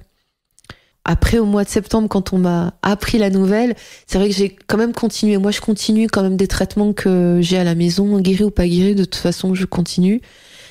Et c'est vrai qu'en septembre, alors il y a un truc un peu étrange, c'est que j'ai passé mon PET scan en août de cette année, donc 2021, et pendant une semaine, j'avais pas la conclusion parce qu'il y avait pas le médecin pour me donner la conclusion. Parce que sinon, on reçoit que des images. Hein. On a une douzaine de pages que des images où on piche pas trop ce qui se passe, mais et donc l'hôpital dans lequel j'étais, ils voulaient pas me donner la conclusion par email. Donc c'est compliqué, alors je les rappelle, c'est compliqué. Ça dit. Mais ouais, le suspense de la mort. Et on a mis 1 mois avec mon médecin traitant avant de recevoir la conclusion. Il m'appelle un jour, le 7 septembre, et il me dit, mais tu es guérie? Le choc. Je sais pas. Il me dit, je dis, alors attendez, de quoi? Expliquez-moi de quoi, que s'agit-il? Où suis-je? Et il me dit, mais là j'ai les résultats du PET scan du mois d'août. Il me dit, c'est impressionnant, en fait, j'ai jamais vu ça de toute ma carrière. J'ai relu le document 3 fois. Et lui, qui est plutôt, il s'étale pas du tout, il fait les choses assez vite. Je me suis dit qu'il ait pris le temps de relire quand même toute la conclusion 3 fois et tout le document. Et je me suis dit, d'ailleurs, il y a quelque chose qui se passe de fou, quoi. Et j'ai mis, comme jusqu'à la fin de la conversation, j'arrivais pas à y croire. Et il m'a dit, c'est incroyable. Et c'est vrai que dans ma tête, ça a été incroyable pendant 1 mois à peu près. C'était incroyable. Oui. Jusqu'à ce qu'il fallait que je regarde encore le document plusieurs fois pour me dire, non, c'est pour bon. réaliser, ouais. Bon. C'est fini. Et quand j'ai revu mon médecin 1 semaine plus tard pour aller donner des documents, tout ça, et je lui ai dit, mais heureusement que vous avez été là sur ma route, parce que quand même il m'a pas lâché. Il a été là. Hein. C'était juste mon médecin traitant. Il n'est pas cancérologue, mais Il m'a dit oui, on a été ensemble, on l'a fait ensemble. Et il me dit, mais c'est quand même un miracle. Et je dis, oui, mais un miracle, c'est quand ça survient comme ça, overnight. Ça vient d'un coup et c'est... Je lui dis, là, il y a quand même du travail de fait, des recherches. Voilà. Oui, parce que t'as fait quand même pas mal de choses, finalement. Parce que, oui. Est-ce qu'aujourd'hui, t'es capable de dire qu'est-ce qui a fait que ça a fonctionné, que t'es guéri? Non, mais c'est ça le mystère. le mystère. Moi, je pense que quand même ma guérison, elle était... bon, c'est sûr que mon diagnostic, le fait que ce soit un 3e cancer, que c'est un stade 4, qu'il est métastasé dans plusieurs organes, etc., c'est sûr que c'est assez lourd déjà d'entrée pour que ce soit rapide avec des traitements naturels. Je pense que c'est ça. Mais il y a des gens, en 1 an et demi, 2 ans, ils guérissent. Il y en a même en 3 mois, en fait, avec des cancers de taille de stade 2 ou stade 3, ils guérissent en quelques mois, en fait. Ça, c'est vraiment étonnant. Vraiment étonnant. Oui, mais ils guérissent en faisant quoi comme chose? Mais c'est souvent le jeûne, l'alimentation et le traitement adéquat. Donc c'est vrai, moi, s'il y a 3 choses que je voudrais retenir de ça, et puis tout l'aspect émotionnel, psychologique, spirituel, tout ça, c'est extrêmement important. Mais physiquement, en tout cas, c'est pour moi le jeûne, en tout cas le jeûne intermittent, par exemple pour les personnes qui ont du mal avec le jeûne. Non. Voilà. Et quand tu dis jeûne intermittent, c'est tu manges pas, tu manges 1 fois sur 2, tu sautes un repas, enfin. Oui. C'était quoi ton jeûne intermittent à toi? Le mien, c'était 20 heures. Alors, je mangeais rien pendant 20 heures et je faisais 2 petits repas pendant 4 heures, voire un petit et un peu plus conséquent. Mais j'ai mis longtemps avant de trouver ça. T'as expérimenté plusieurs types de... Ah ouais, j'ai mis 2 ans avant de trouver ce qui m'allait pour moi. Et c'est dommage, je pense avoir perdu du temps parce que j'essayais des choses d'autres qui étaient écrites, par exemple, sur des documents ou des... je me disais, ouais, mais c'est quoi, moi, en fait? C'est à quelle heure, en plus, j'aime manger? Qu'est-ce que j'aime manger? Et c'est quoi la sensation que j'aime après avoir mangé quelque chose dans le ventre? Et du coup, je me suis rendu compte que, ouais, moi, j'adore manger cru, par exemple, à telle heure. Moi, c'est souvent plus le soir ou à partir de 18h. Et que le matin et le midi, j'aime pas ça du tout. Et donc, je me suis dit, voilà, tiens, c'est ça. Mon truc, c'est 20h. Donc, tous les jours, tu t'es dit, je vais faire ça tous les jours. Voilà. Et après, quelqu'un d'autre, mon voisin, il va dire, non, moi, je préfère manger à 2h l'après-midi et puis faire 16 heures de jeûne intermittent. Et je pense que chacun doit découvrir. Ouais, c'est l'expérimentation personnelle, il n'y a pas de recette. Il n'y a pas de recette. Ouais. Après, on peut s'inspirer de tout plein de gens, des naturopathes, des gens qui s'y connaissent extrêmement bien, de ce qu'ils disent. Parce que c'est grâce à eux, en fait, que j'ai pu guérir, que j'ai pu connaître ce qui était adapté à moi et ce qui me faisait du bien, en fait. Ouais, c'est grâce à leur expérimentation que j'ai pu expérimenter et me découvrir. Voilà, c'est ça. Connaissance, une épreuve pour mieux se connaître. Oui. Et ok, ouais, donc tu disais l'alimentation, le jeûne, et tu vois autre chose aussi qui... C'est vrai que le traitement métabolique marche bien, les traitements Beljanski aussi, et toutes les synergies qu'on peut opérer entre les traitements naturels, que j'ai mis, la vitamine B17, c'est formidable. Ils ont tous un pouvoir important. Après, c'est effectivement de trouver les dosages et de trouver où le naturopathe qui s'y connaîtra en cancérologie et qui pourra nous accompagner. Et son instinct. C'est vraiment soit être le plus près de soi. Parce que c'est soi qui guérit. C'est mon corps qui guérit. C'est pas le corps de quelqu'un d'autre. Comme on peut imaginer dans une médecine conventionnelle, par exemple, on va adapter telle médecine pour tout le monde, mais en fait, je pense que c'est un peu plus subtil. Ils prennent pas le cas par cas, quoi. C'est vraiment... Ouais. Ça fonctionne. On va le faire de manière globale. On on fait ce qui fonctionne de manière globale et on voit ce que ça donne. Oui, mais alors que c'est beaucoup plus complexe que ça, quoi. c'est plus complexe, c'est-à-dire qu'on va isoler, en fait, on va dire, bah tiens, on va guérir le cancer. Mais ok, on guérit le cancer avec la chimio, le machin, le truc. Mais qu'en est-il de la guérison intérieure qui a accompagné ce cancer? Ce qui est intéressant dans cette forme de guérison, c'est qu'on va explorer tout l'aspect d'un être humain, tous ces domaines personnels. Parce qu'il y a un aspect émotionnel qui est important aussi. Émotionnel. T'as entamé une démarche, de coup, t'as fait plein de choses, d'expérimentation, mais personnellement, au niveau psychologique, au niveau émotionnel, t'as entrepris des travaux. Oui, beaucoup, beaucoup. Mais je pense que c'est ça qui a participé en tout cas au développement du cancer. Au développement et à la guérison, oui, complètement. Okay.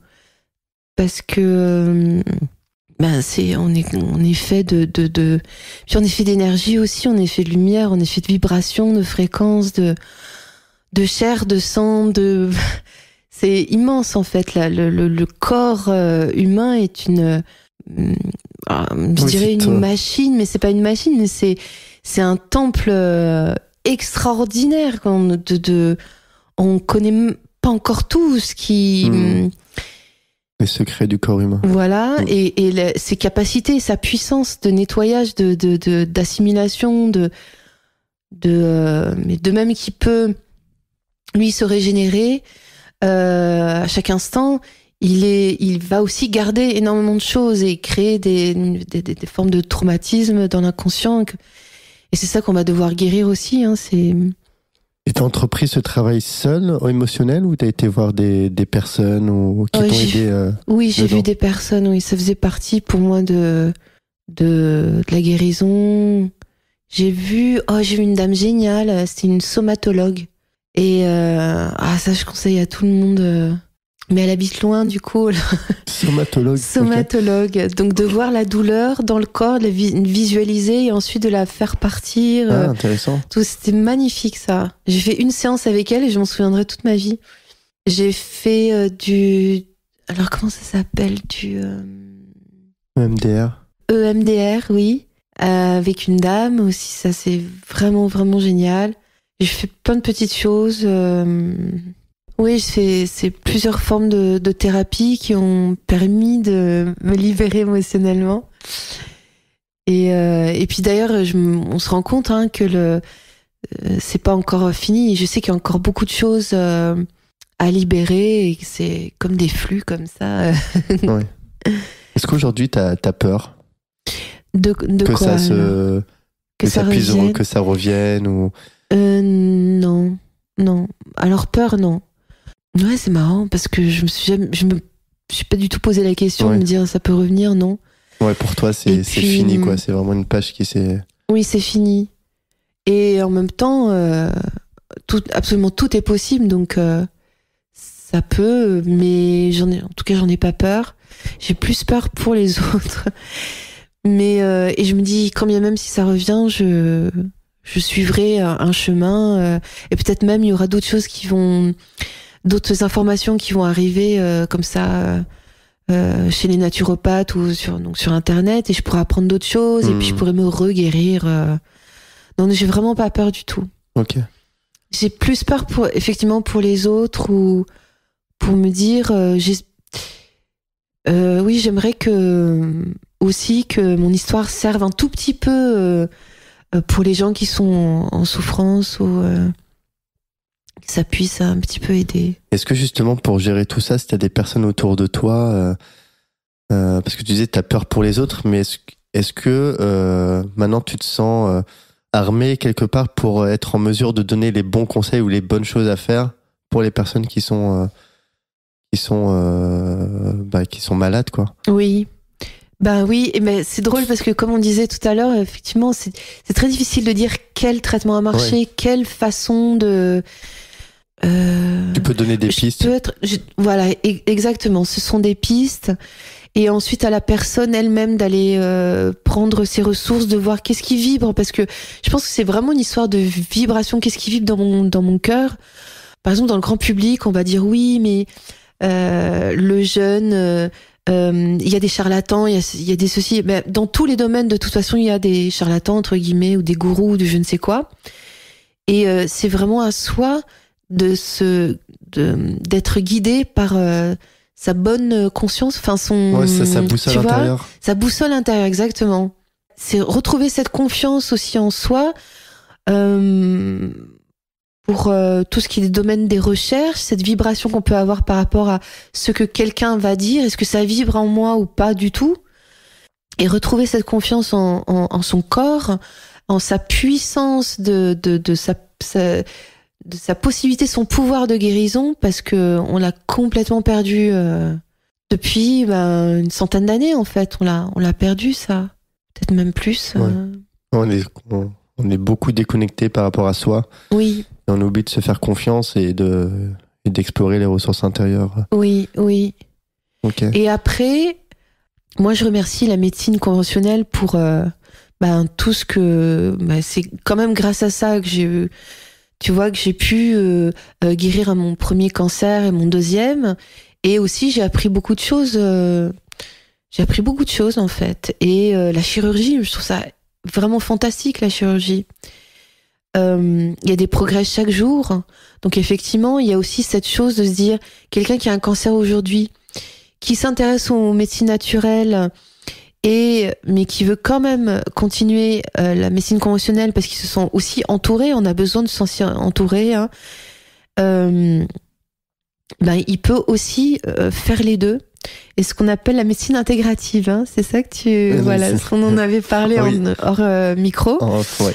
Et c'est vachement intéressant parce qu'il y a des gens qui font des jeûnes avant de faire de la chimiothérapie, et ça marche très très bien, il y a beaucoup moins d'effets secondaires, etc. Après, il y a plein de choses. Ce qui est important de dire, c'est qu'il faut pas non plus jeter la médecine traditionnelle, ne pas la prendre en compte. Jamais, oui. Voilà, et faire son petit chemin à côté. C'est important de prendre en compte cette médecine-là, oui. Mais aussi à côté d'entreprendre d'autres choses qui pourraient justement aider aussi, et explorer d'autres pistes qui pourraient nous aider, quoi. C'est ça, exactement. On est en 2021, on peut se servir de tous les outils qui sont à notre portée, que ce soit en naturel ou en conventionnel, en chimique, tout est bon à prendre, et de déceler ce qui est bon pour soi, en fait. Je pense que c'est plus ça le message.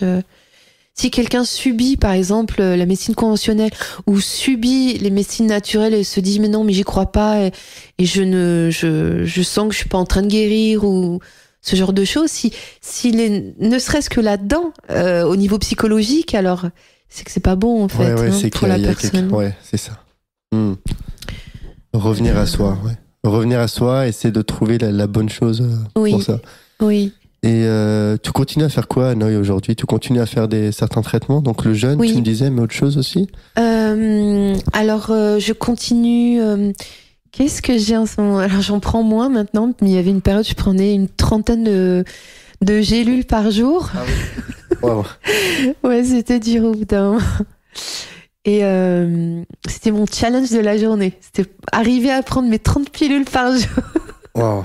Mais je les prenais progressivement. Et ça, c'est des compléments ou c'était des compléments, ouais. Qu'est-ce que je prends aujourd'hui? Vitamine C, vitamine D, ça c'est la base. Je prends encore du Beljanski, mais j'ai bientôt fini Beljanski. Le traitement métabolique, ça je continue.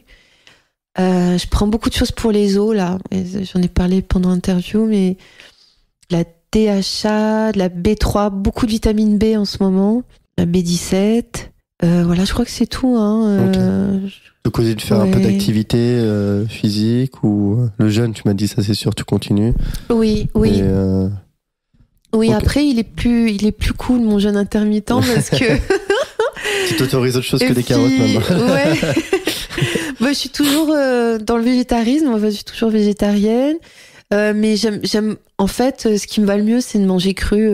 J'ai vraiment bien compris pendant toutes ces 3 années là. Okay. Ça, c'est ouf. Et puis, oui, j'ai bien fait la fête au mois de septembre avec mes copains que je Comment salue. Comment ils ont accueilli la nouvelle, ton entourage? C'est trop content. J'ai même un ami qui a pleuré de joie. C'était magnifique. C'était magnifique. Et puis sur Facebook, alors tous les gens qui m'ont soutenu, qui ont continué, enfin, qui ont suivi mon parcours, j'ai reçu des messages merveilleux et je les aime trop, quoi. Ouais. C'est une belle victoire par rapport à ta promesse que tu t'étais fixée. Je vais y arriver. C'est inespéré. Enfin, et c'est le mot qui m'a accompagnée pendant tout le mois de septembre, de me dire, mais c'était inespéré, je m'y attendais plus, quoi.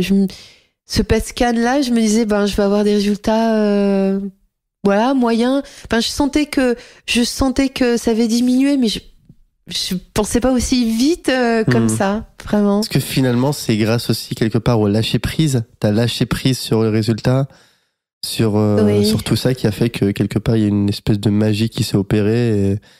Peut-être. Sais pas. Hein, c'est vrai, je sais pas non plus. Parce que le fait que tu te dises, j'y croyais plus pour moi. Enfin voilà, je m'attendais à rien.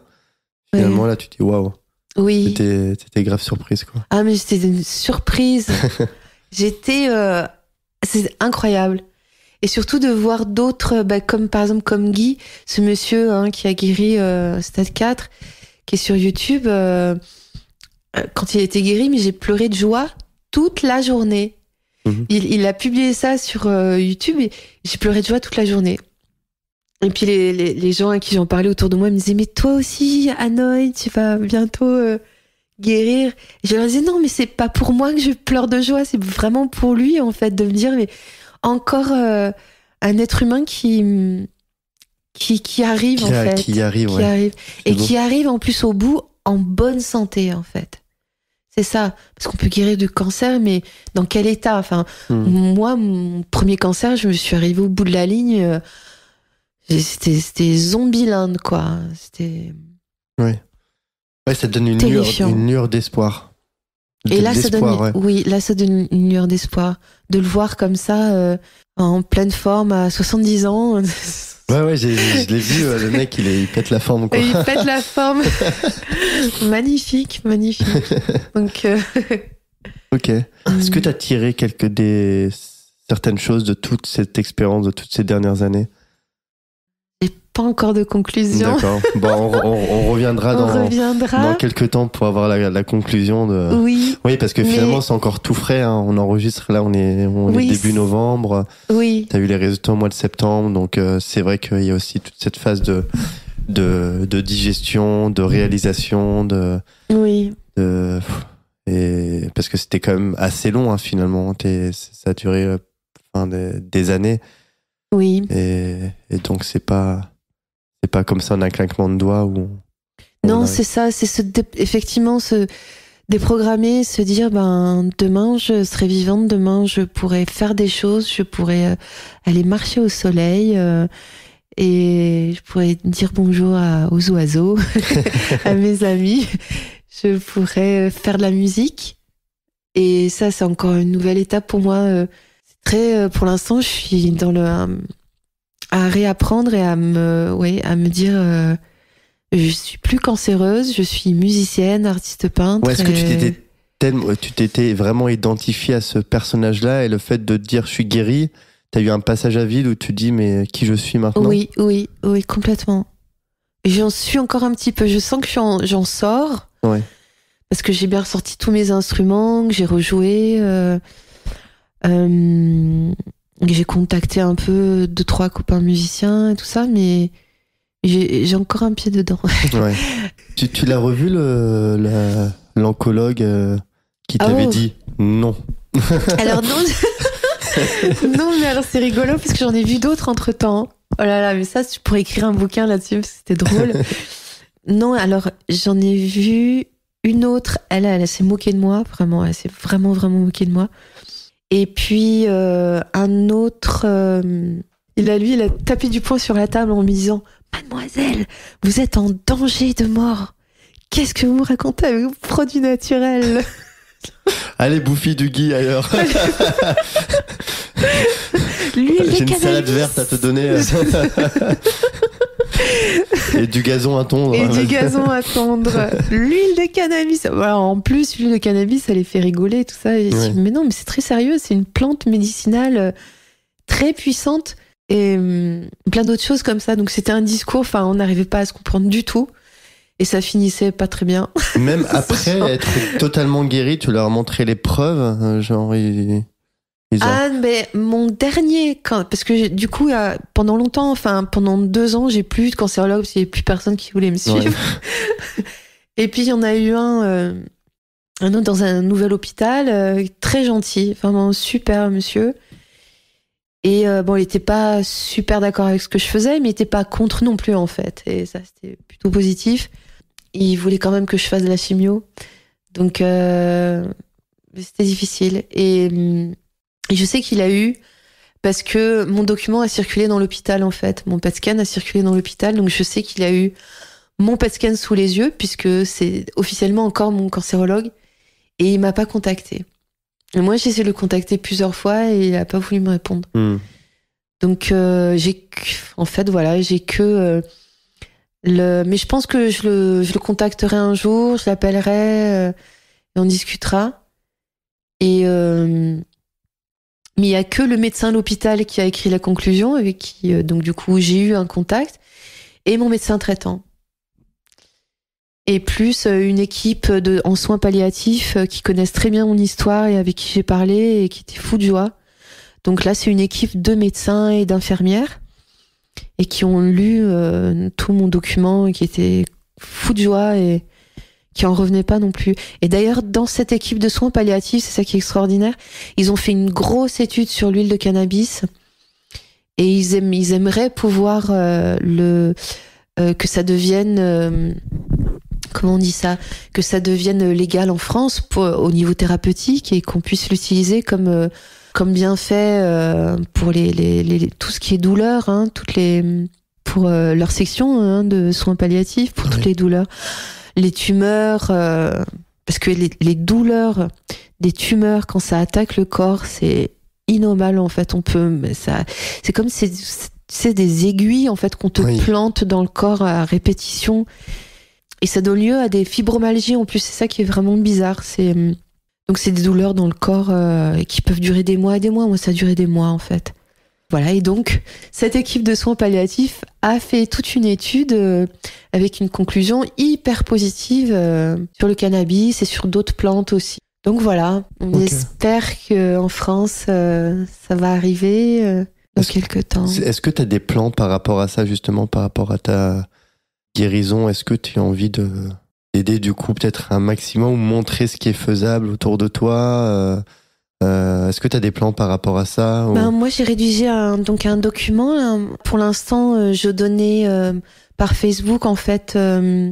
Comme c'est un PDF avec plein de liens internet, ça marche pas sur Messenger, donc je demandais aux gens de m'envoyer leur email pour les gens qui sont intéressés, et je leur envoyais par email. Donc voilà, c'était ce qu'on faisait jusqu'à présent.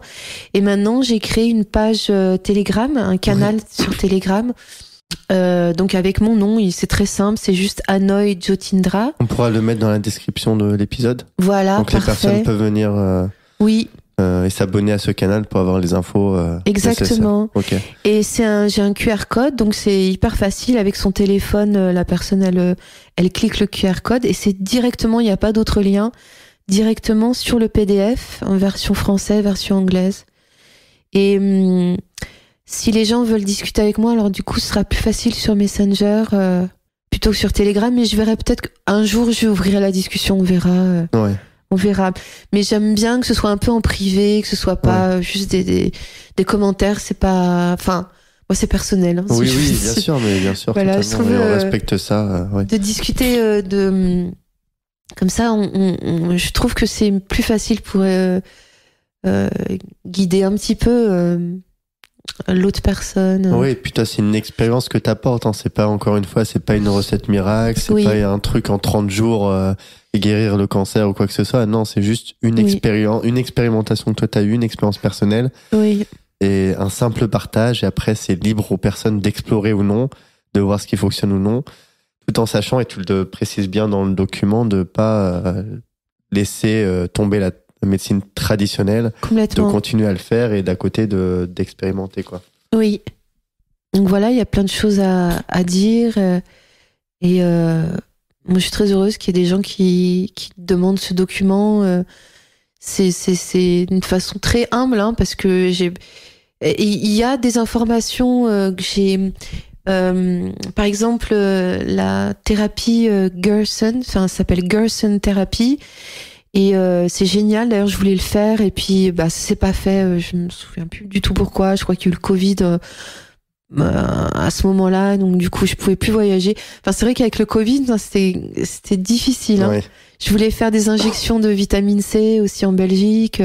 Il y a des trucs merveilleux dans le monde entier. Ouais, c'est ça. Moi, c'est ça que je trouve ultra intéressant et que je trouve passionnant aussi en discutant avec toi, c'est qu'il y a énormément de choses à découvrir, à voir, et c'est aussi l'objet de ce podcast, hein, de cette émission, c'est de voir des alternatives, d'explorer de nouvelles pistes qu'on n'entend pas spécialement parler ou qui sont pas mainstream comme on dit, et parce qu'il y a tellement de choses en fait.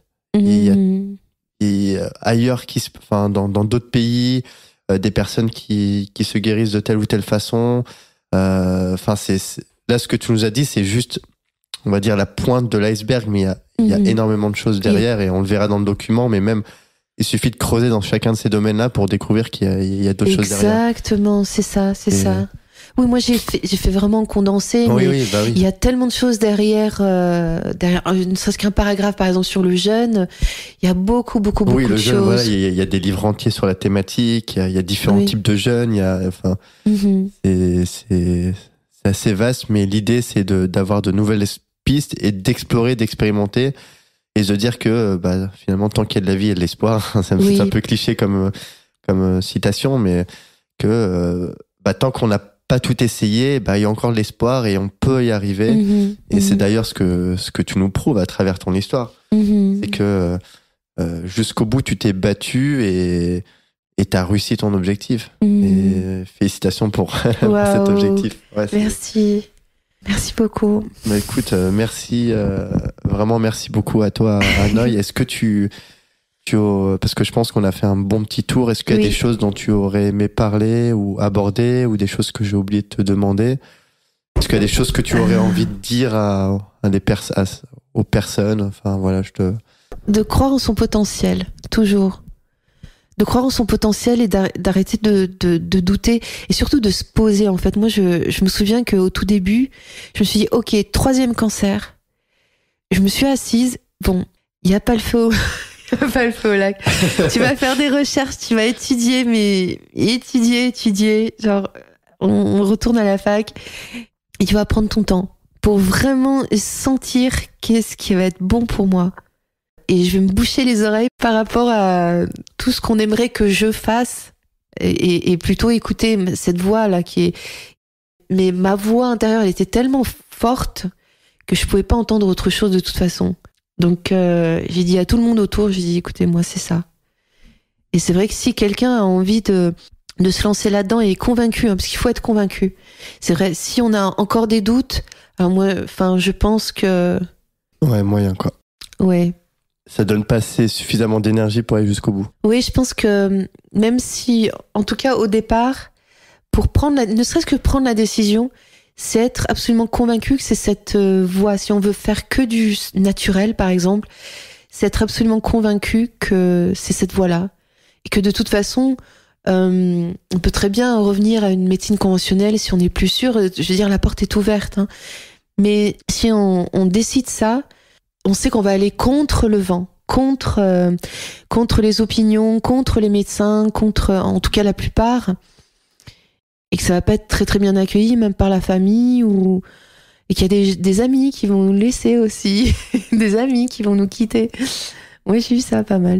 Mais en tout cas, c'est être absolument convaincu de soi, de sa propre force, de son propre pouvoir de guérison, de son pouvoir d'apprentissage, d'étude, de découverte, du 6e sens, voilà, de ce 6e sens qu'on utilise peu finalement. C'est pas évident du tout. Ouais. Donc voilà, et de moi, ce qui a été crucial aussi au départ, c'était de m'asseoir et de prendre le temps de faire les recherches, puisque aussi j'avais une longueur d'avance, c'était mon 3e cancer. Je me disais bon, On n'est pas pressé. Il y a toujours un aspect positif, finalement. Voilà. Ok.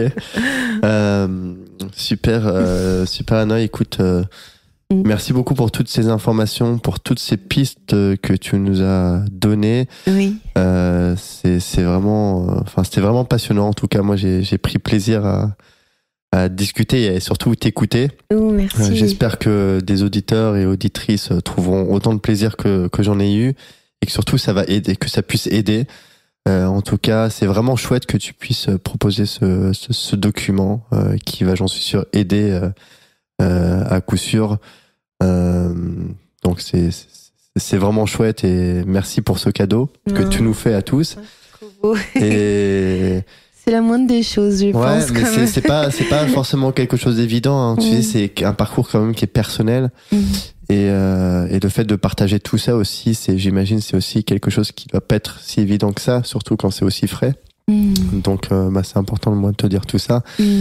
Et mais j'ai juste envie de terminer en fait avec 2 petites questions annexes, on va dire, que j'aime bien poser. Si tu pouvais remonter dans le temps et parler à la Hanoï d'il y a 20 ans ou de quand tu avais 20 ans, qu'est-ce que tu lui dirais? Ou est-ce que tu lui dirais quelque chose? Quand j'avais 20 ans, ah ouais, mais quand j'avais 20 ans, waouh, cette question-là. Elle est forte. Prends un peu au dépourvu, je sais.